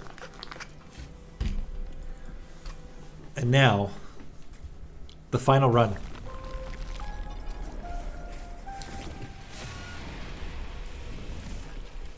By the way, because of all the YouTube stuff, I have this video got totally fricked, so we're gonna have to download and edit this myself. Stress. No, we'll fix it and then put it up online. Probably tonight, even. No, I can't do it tonight. It'll take too long to download. Probably tomorrow morning.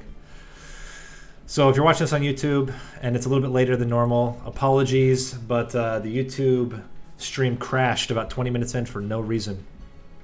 But enough about my streaming woes. Let's jump into Melting Remnant. So let's switch over first.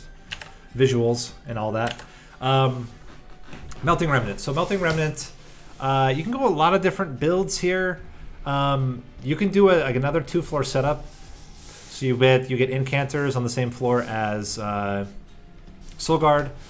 You can do something like Direchannel, Titanchannel, and then on a lower floor you do like a Harvest Burnout build.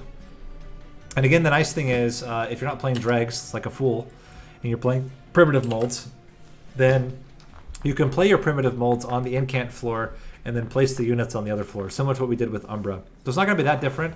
The major difference here is I think I would rather go Direchannel here because I think, well, is that right?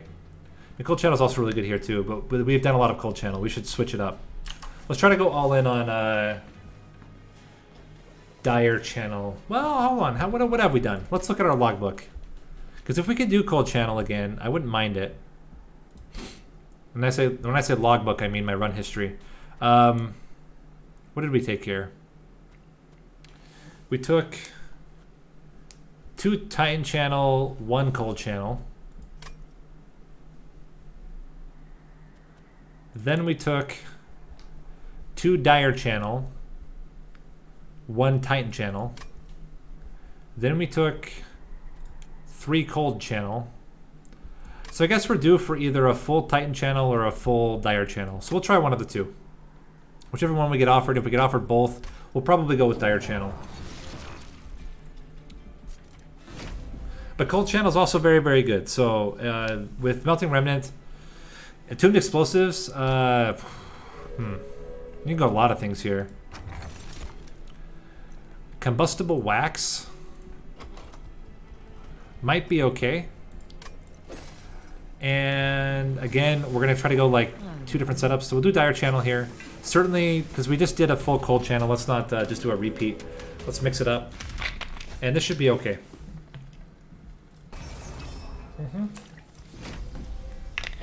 Goal here is to try to kill things as quickly as we can with a mix of tombs and foregone powers.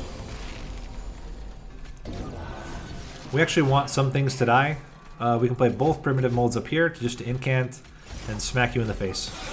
There we go. Now I would love to say that we're going to be able to do anything about this collector, but in all likelihood it's not going to get touched, but you never know. Let's get rid of the other offering token. We do it like this. We play you here. You both are dead. And then we foregone power down here.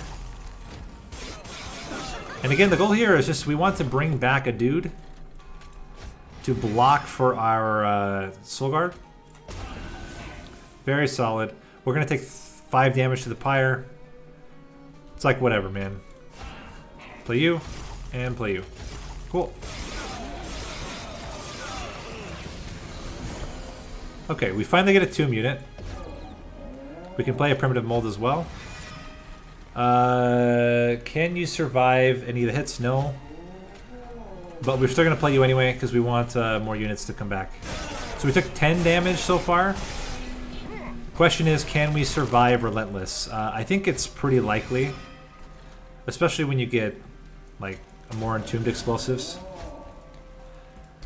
Would love to kill the second one, but you know. All right, we need 2 reforms, and one of them needs to be a tomb. It's not any tombs yet. Okay, well, you're bigger. 4 on power, 99 damage. We're gonna take another 1, 2, 3 hits, 15 damage. Obviously, it's not what you want to see at the beginning, but we'll accept it. None of this. And molded's great. Oh, molten encasement. Molten encasement's good. We'll take that. Oh, Lady of the House. Lady of the House, Lady of the House. Offering Monument, though, is so good. Ah. Yeah, we'll take Offering Monument. There are some infinites. Infinites that are possible here. We'll see. I'm not... We'll try. Ooh. Okay, this is a good unit for the Harvest build. Legion of Wax is also very solid, but... So, what do we want? We want... Don't we want quick? I think we just want natural burnout on one of these tombs. Probably the Molten Encasement. And... generic stats on Offering Monument. And then what we want to get is Endless on the Stealth Totem. Or Stealth Tomb. Sorry, not Totem. Stealth Tomb. But now we have a damage dealer. We just don't have a solid tank yet for Solgard. Okay, so we play middle, like something like this, and we play you up here. Tombs are the way. Play you up here, and then we just go, not nuts, but we try to do as many incants as we can.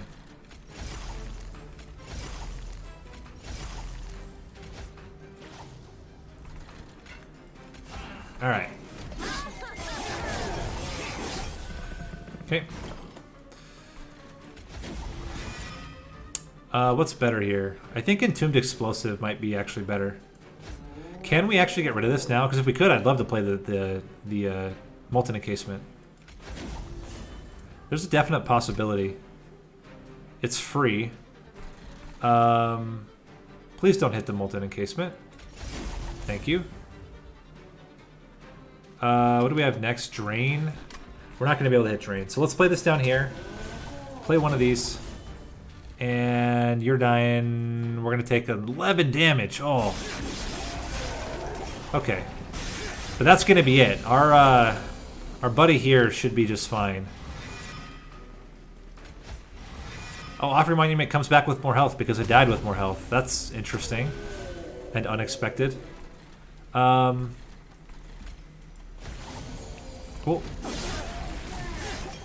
Take it.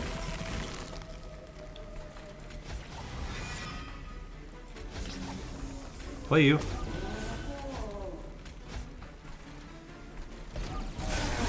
So the only problem here... Actually, Solgard kills him in one hit. There's no problems. But if I were to describe a problem, that problem would be described as... things are not dying as quickly as they should. Cool. Okay, so we're living on the edge here. You can't deny a certain level of edge living that we have going on. I did not mean to take that unit. That was a mistake. Molded is the key here, and Guard of the Unnamed is our tank. Fantastic. All right, we got all the stuff now.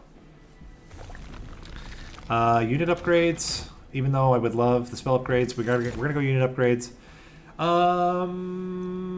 Do we want an extra capacity? It's not bad. We can fit all 3 tomb units in that case. We could go Nameless Siren. Is that too many? Oh, with Start the Chase, we don't do that. We just skip here. I think we're okay. Although Titan Sentry. Titan Sentry on the floor is kind of good. We're going to go like this. Give you extra Incant armor. And some extra damage, I guess. And then that's going to be it. We don't want quick. Game is insisting on quick, but we just don't want it. Do we take Weathered Coldstones to heal ourselves back up? I think we go for it, but man, this is scary. This is very scary. It's double blasters, and we have no way to target damage. Is this our first loss? It's very scary, certainly. Let's just play you guys up top.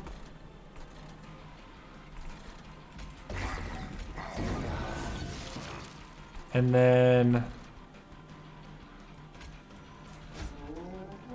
hit ya.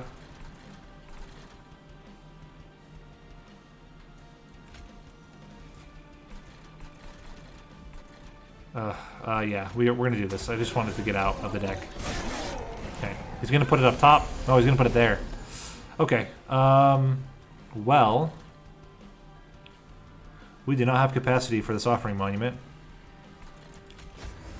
Let's bring back the Entombed Explosive again. Kill this guy. And 1, 2, Incant. Okay. So now we can play Big Sludge. Bring back hopefully something useful. Fantastic. Block the hits here, please. Nothing makes it to the pyre. That's the rule. You're doing very well so far. Haste is a complete nightmare.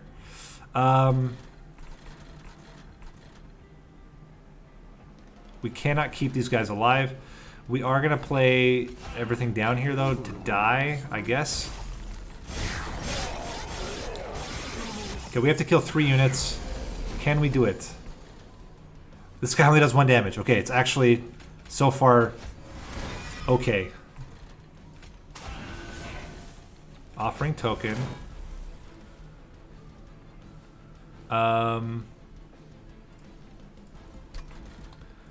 Offering token here. Bring back more. Bring back more. Double Entomb. Oh, we can't play the other Entombed Explosion. We can play this one here.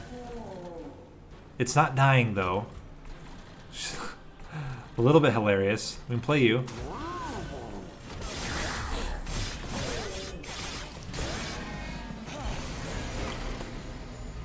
Crazy stuff. We're going to go Incant here to bring back some stealth on this floor. That can't be right. What are we getting? We play it here. We drain. Foregone power, stack this guy up. Okay. Oh my gosh. Okay. Offering Monument, welcome.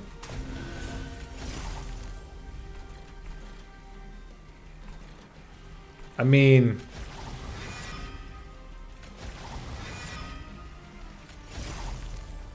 you're killing it, man. Cannot complain. We survived with 4 HP. Oh boy. Okay, Remnant Pact. That's a card. Yeah, we will take that for certain. Again, the choice here, Titan Sentry. I don't think it makes sense. Ugh.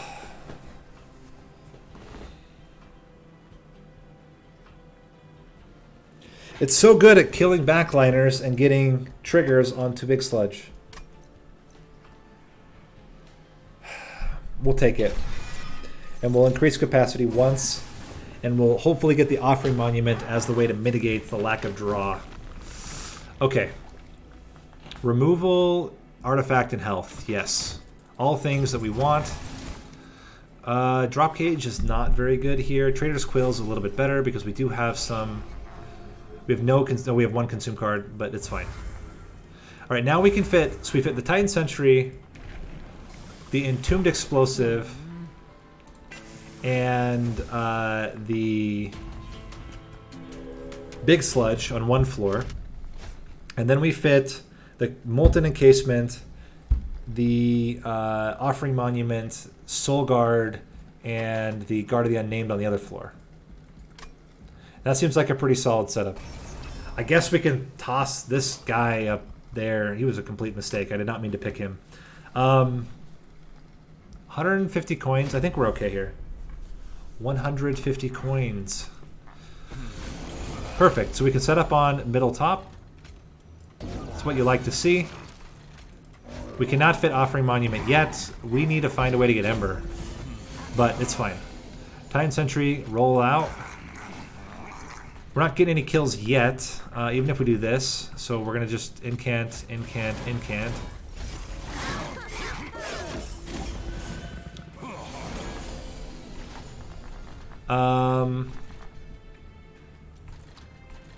So I like... Let's go this. A couple foregone powers down here goes a long way.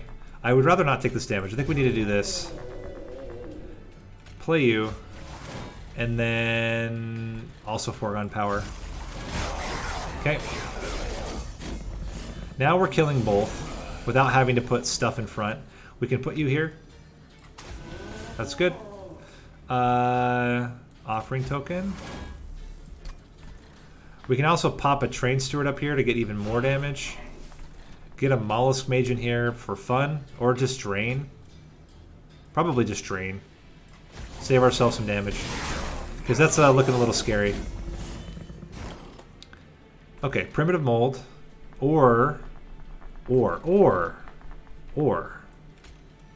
Wait for it.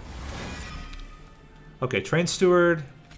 Let's see. Entombed Explosive. Plus Remnant Pact. Now both of them are dying. We put you up front here. Suddenly, a couple things are dying. And we're going to take... Oh, we're going to take 34 damage. That is brutal. Scary stuff. Let's play you out now, please. Play you here. Play you here. Foregone Power, into Foregone Power, into Primitive Mold, into 4 rounds of Titan Sentry. Okay. Play you. Primitive Mold, into Offering Token. Play you out again. And suddenly we're killing it. Cool. Alright. But wow, that getting hit by that guy was pretty brutal. We need to get rid of Train Stewards. We need to get rid of that Mollusk Mage we took by accident.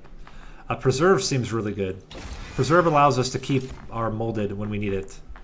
Memories of the Melted is also very good. We could put that on Memories of the Melted and then have a really huge turn. So that seemed really solid.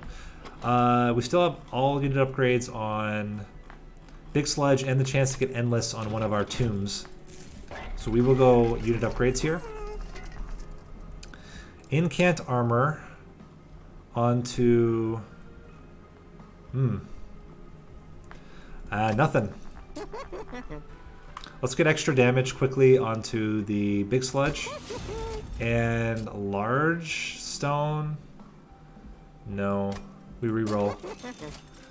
Another quick. My goodness. Game is loving the quick right now. Let's give this to an Entombed Explosive. And yeah, we don't really want the quick here. I guess I could quick with Big Sludge to try to save some damage, but it just doesn't seem good. Seems bad. That is a lot of quick we've gotten. Do we get another unit upgrades? Over here we will. Whew. Ooh, hot diggity dog. Let's go one on each floor. +3 could mean that we could actually fit everything on the same floor. You know what? Oh, dang, now we can't get it. I was going to say we could now get Incant armor onto the Titan Sentry, but it's fine. Multi-strike for an artifact. It is so scary, but I'm going to try it. And with the idea that the units are so easy to kill, the multi-strikers, that we can afford to put Titan Sentry...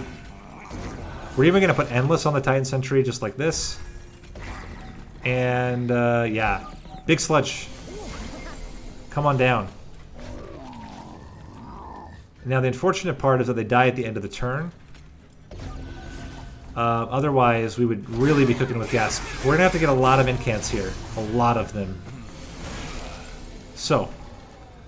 Or, alternatively, we get some Entombed Explosives. We want Primitive Mold in hand. And we go 1. Suddenly you're all dying. 2. And is this enough? Oh, it's not. We're gonna die. Okay. We needed to play both of them up top. That was the only difference we needed to make. But otherwise, that was actually surprisingly good. The other alternative is that we could put Endless on this guy, but I think we want it on the Shark for sure. Okay, so we do that again. Play you down here. Play you up here. Yeah. No changes. Okay. We play Double Tomb.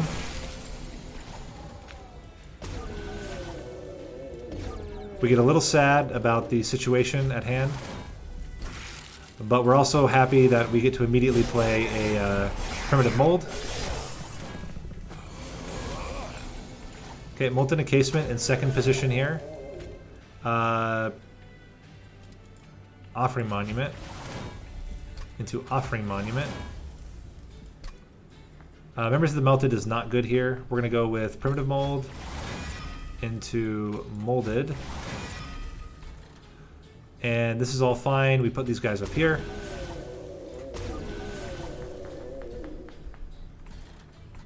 Foregone Power, Foregone Power, Foregone Power, Foregone Power, Foregone Power. Very solid. Okay, this is where things get scary, but I think we have enough... Okay, stop talking. Okay, there we go. Alright. We'll be able to bring back a Molten Encasement. We can drain and Foregone Power. He's 120, but he's gaining some. I'm gonna put you here. If we drain you, you're not gonna do too much damage to us. We're still gonna... Oh, because he doesn't kill the thing now. Oh my gosh, scary. Okay, we need to kill things and stat. 2, 2, 6, 6.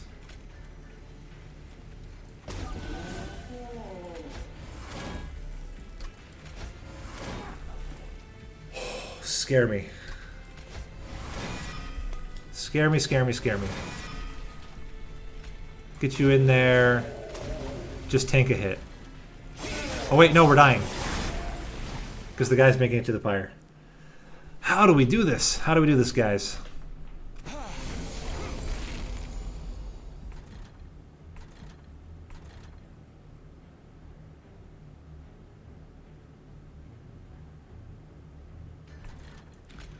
Guard of the Unnamed. No, what am I doing? Guard of the Unnamed, Titan Sentry. Do we swap them? No, that can't be right. Because we need to be able to kill the frontliners. Guard of the Unnamed. Solgard. Titan Sentry. Do we not play the Remnant Pact? Yet? And play the Train Steward instead? No, I think we play the Remnant Pact. Okay. Big Sludge into Offering Monument. Okay.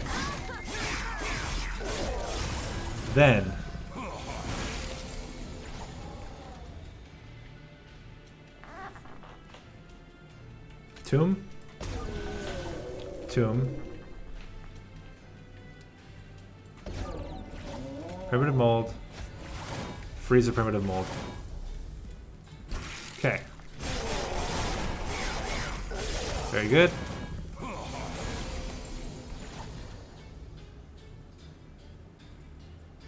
Offering token. Offering token.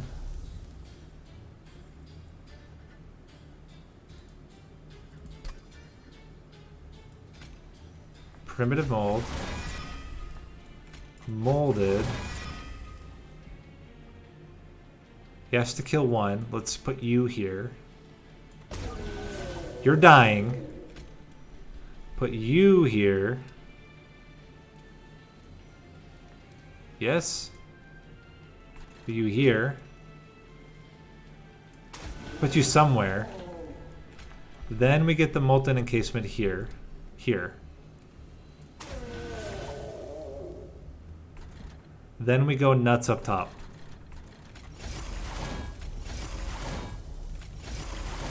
Okay. There we go.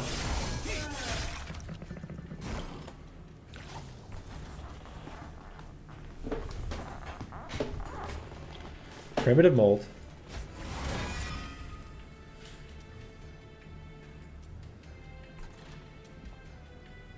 Titan Sentry. Memories does 30 damage, which actually kills you, into foregone power.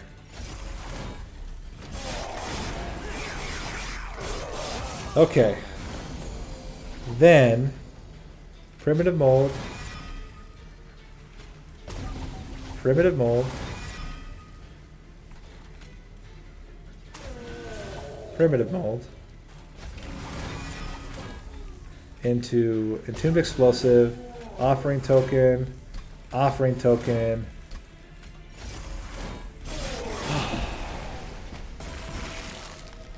18 damage. Well, certainly not what you want to see, but it could be much worse. Play you here. Preserve. And let's just get as much damage on him as possible, I think. You're going to be doing 100 damage per turn. You should be getting through 1, 2, 3, 4, 5, 6, 7, and then you lose all your stealth. So you're going to have no stealth left after. Okay. Play you up front. Drain you. And we're good. Whoa. That was not a good sound. I think I leaned back too far on the chair there. Let me lock my... Whoa, hold on. What just happened?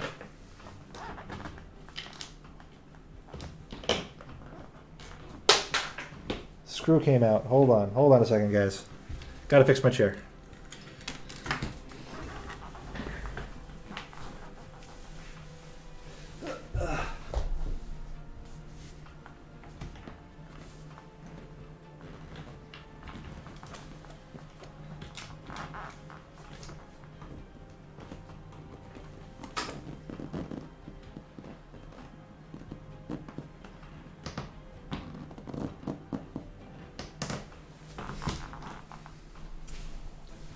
Okay, we're just going to be very careful and not hurt the chair. I can't fix it right now because I don't have my tools with me, and I don't want to take all night doing it. So we're going to fix this in the morning and survive for now. A Forgotten Name is awful because we don't do any spell damage at all.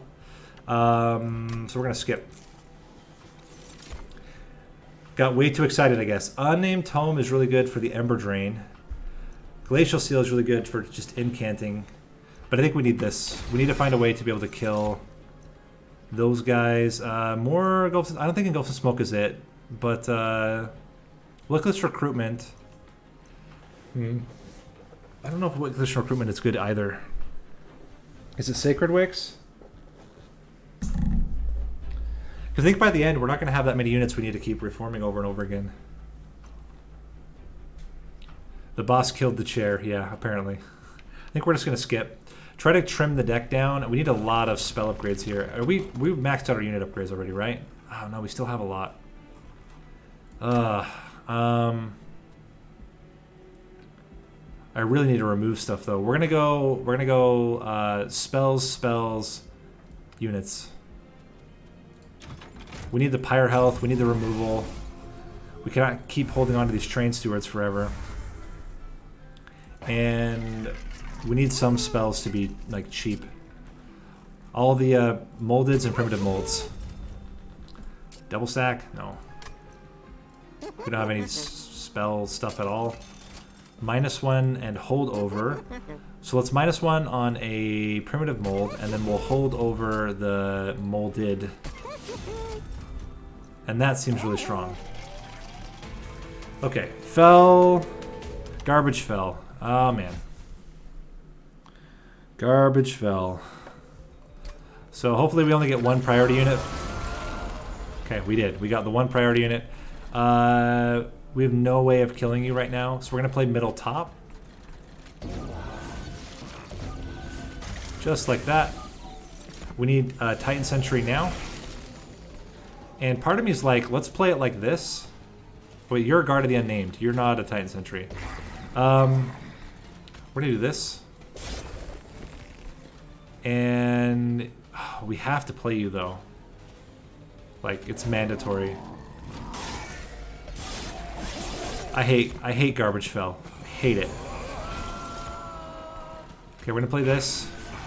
We're gonna play Primitive Mold to draw. Offering Monument to get rid of garbage. Thank you, game. Came through for me for once. Entombed Explosive to kill some stuff. Foregone Power. Molded. Foregone Power. And we're good. We're going to take one garbage here. But Fel doesn't put any garbage in our deck right now, which is exactly what we want. Let's Permafrost. Memories of the Melted. Get you here for later. Molded to bring back the Entombed Explosive. Put you here as well. And then Memories, that's probably fine here. Memories into Entombed Explosive. Would have been really great to play this one down here, but it's fine. Play this down here, play this down here, play this. Okay. Very solid. Gonna get one garbage again. Actually, we're gonna get two. I'm just gonna play them. I think at this point, we cannot fit you, or we can fit you up here. Immediately draw. Oh, okay, we might be in trouble here. We're not yet in trouble. If we can play you, and then just get a little bit more damage.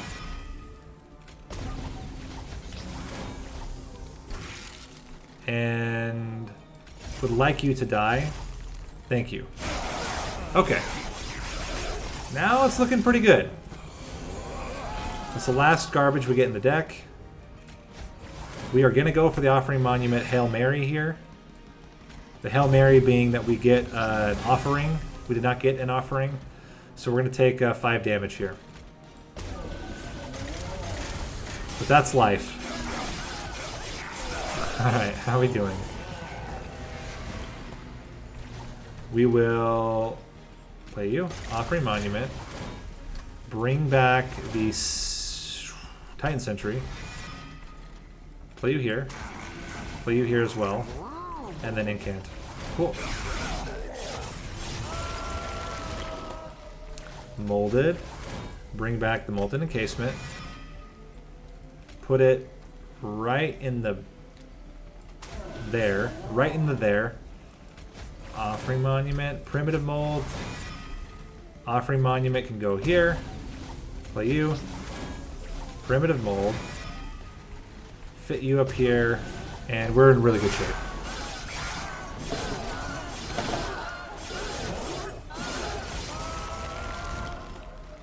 Okay. Take the win. Now it's starting to kind of come together.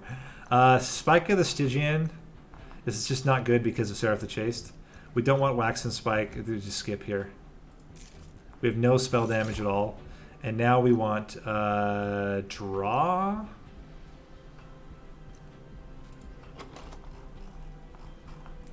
Yeah, we want draw.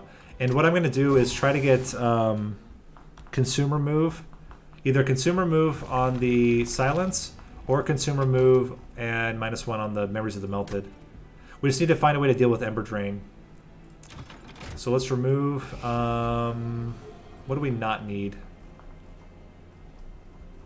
This Smallest Mage.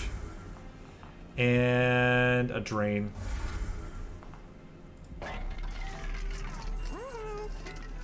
Double stack does not make sense here. More zero cost primitive molds is great. Hold over. Hold over on an offering token is also pretty good. -1 on another primitive mold. And this is looking okay. We would love to get like a Titan's Tooth or something like that. Monster Rail Spike.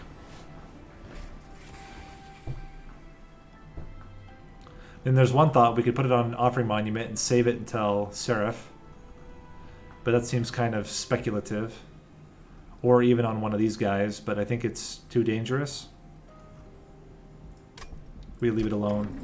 That's the first time I've ever left that alone. I think in the whole time I've played Monster Train. I think we need everything to be able to beat Ring 7. Alright. We need to be incanting a lot more. I mean, last fight was a little bit different. Yeah, we don't care about the spell shield. Last fight was a little bit different because of the garbage we were getting. Now we just need to be incanting, like, a lot. Okay, so we play you out. Even though we don't have Big Sludge yet. Get you up here, get you up here. And then we Offering Monument. Okay. There we go, Offering Monument. Let's see if we can get back to Big Sludge. There's a possibility.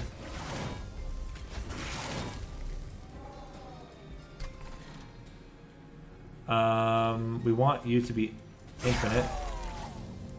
Yeah, no, you're totally right. Always draw first. That was my mistake. Silence it. We're gonna wait for the boss, obviously. We're gonna play this on the boss if we can.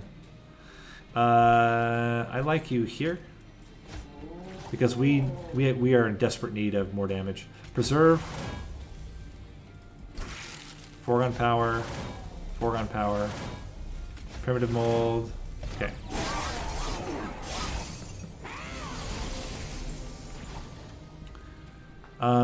Damage-wise, we're struggling still. But we can mold it to bring back the Entombed Explosive, which then kills you, doing 100 damage to you. Offering token into Primitive Mold, into Big Sludge. Big Sludge immediately dies. Play you into Primitive Mold, into... I mean, this kills it.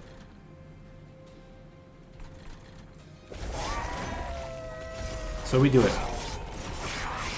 And now, things are looking much better. Still play you. Still bring back the encasement to go here. Entombed Explosive goes up front. Oh, we actually needed it there. We're still good. We're still good. Hold on. Play you. Offering Monument gets us to draw a card. Primitive Mold into Explosive. Okay. Cool. Okay. Still want the explosives more than the totem, I think. Get you up front.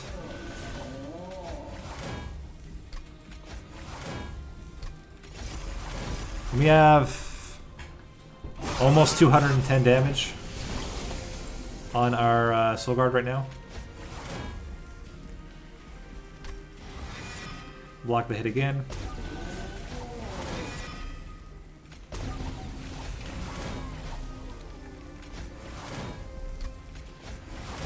My guess this is fine. This is just giving us more incants. I don't know why I was so resistant to it. Are we we're not killing him, are we? Like, that's insane, right? Yeah, okay. I was gonna say, I didn't think that was possible. This will help. Kind of. I think just the molten encasement does more damage. But hey, you know, when you got him, use him, I guess.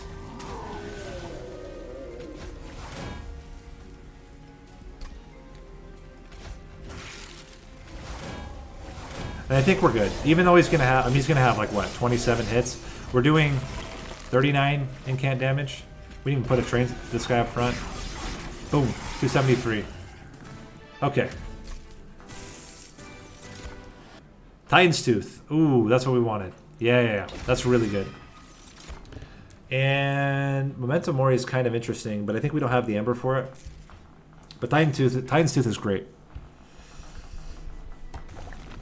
Okay, so we said we were going to go units. I think that still holds true. We got most of our stuff to be cheaper. Oh man, poor chair.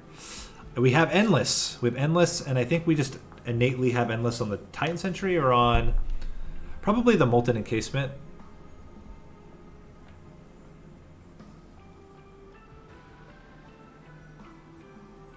Yeah, Molten Encasement. We're going to do extra stats onto the Offering Monument. We're going to reroll. Large Stone. They don't fit. We can't fit them all. So we give this more health, give you more damage. It's not great. Now we want an extra upgrade slot. Thank you. This is like permanent. Oh, this is great. This is actually perfect. That deals with Ember Drain. Okay, Ember Drain's dealt with. And I think it's a second Titan's Tooth. Because we have holdover on the Offering Monument. We could remove the costly one of those and one of the Foregone Powers. And I think now we're set. I think we're good. Okay. We have backline killing. We have ways to deal with Ember Drain. As long as we have units dying, we can still play stuff. So we play you out.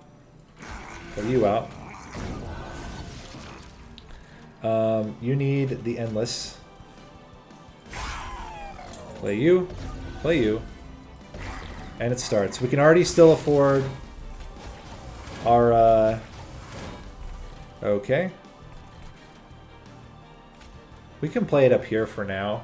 Let's play it right here. Okay, now we get Big Sludge. Who's very happy to be here. We get all that Ember.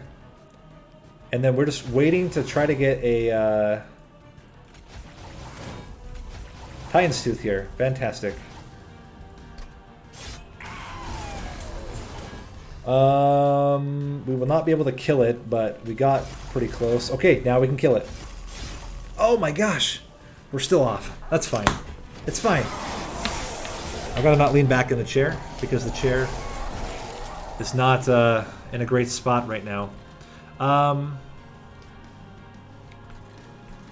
We can silence this first one.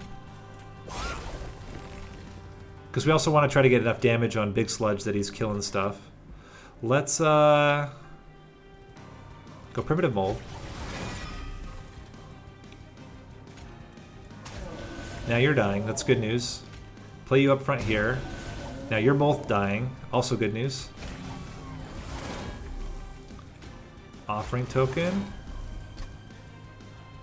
And Memories of the Melted does not help us there. does not really help us there. We're going to wait. We'll play it later. You never know. We may have a turn where we just get Ember Drain and we need to deal with it, and that's an easy way to do it. But, I mean, the fact is we're going to get probably 2 units back every single turn. Let's do the Offering Monument, since it still has a lot of health left. Well, enjoy your break, and welcome to the stream.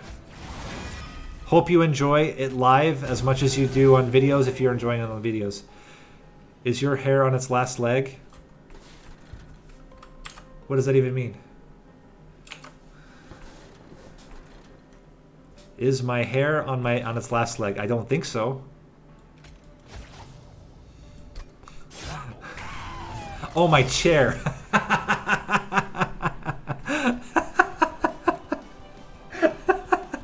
That makes more sense. No, it's actually brand new. It just, the screw came out. One of the screws came out. The other screw is fine. So it's locked in here. It just needs to be adjusted down here. This side is completely fine.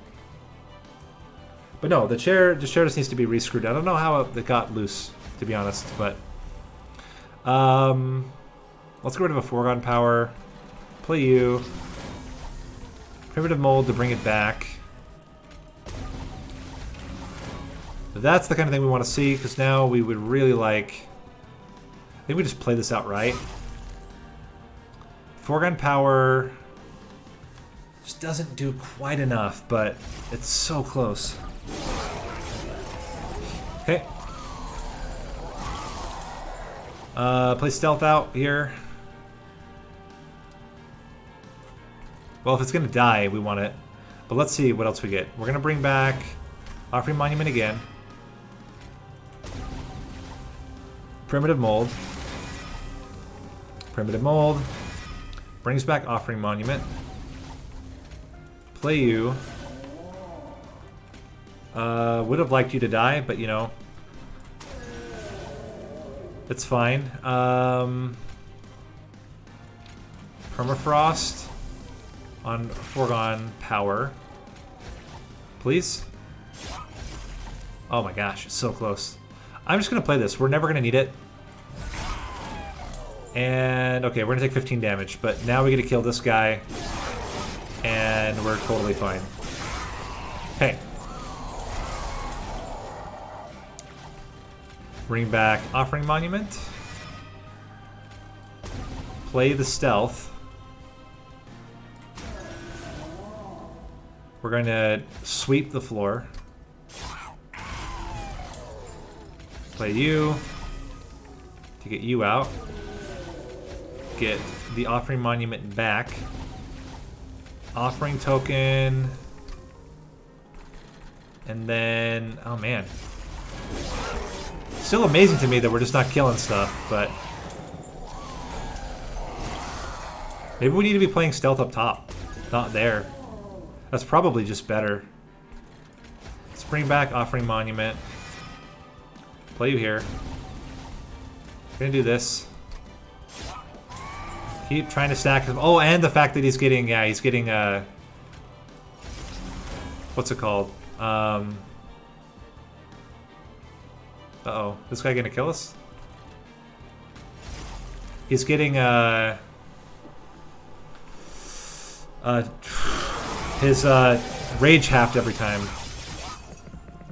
Cleansed is the word I'm looking for. Thank you, Asheka. Keep stacking this up here. And, bring back a dude. Bring back a dude. Bring back a dude. Hit you with one of these. AoE you. And hit you with one of those. Into one of these. Into him. Cool. Alright, so it's basically all on the top floor at this point. Play you there. We're going to Offering Token to get rid of this. Bring back our dude. Offering Token again. Bring back our dude. Offering, or not offering. Okay, there we go. And we want to hit this on Titan Tooth, please. Thank you. Hit this here. Okay, how are we doing? Well, we do get to bring back the Titan Sentry immediately. We're killing him. Oh my gosh, we did it. I'm actually a little bit amazed. This was a bizarre build, guys, but it worked in the end. So, I mean, he does have 215 armor. We are doing, you know, 300 damage per turn, so it does make sense. But, whew, okay. And that is Solgard the Martyr. Actually, one of the more consistent runs we've done. I think we had to restart a little bit, but not too much. Some runs not at all, which is what we prefer. And yeah, I think 4 very different style builds, like very, very different roles that Solgard played. Here he was the relentless killer. Oftentimes he was a backline clearer. He was a tank. So he's kind of gone all the gamut, right? So very, very flexible champion. Very, very interesting, different ways to play it. Certainly you're going to be doing Incant basically no matter how you play, so other staging units become a big part of it, but hopefully it showcased a little bit how you can get other units into the mix and come up with something sometimes a little nutty, but can work. And we're at 19 win streak, so not bad. With that, I'm going to go get tools and fix my chair. Name of the day is Radek. You can also call me Nate, you can call me Nathan, but please never call me Nathaniel. And I will see you guys in the next stream, or if you're watching on YouTube, I'll see you in the next video. Thanks for watching.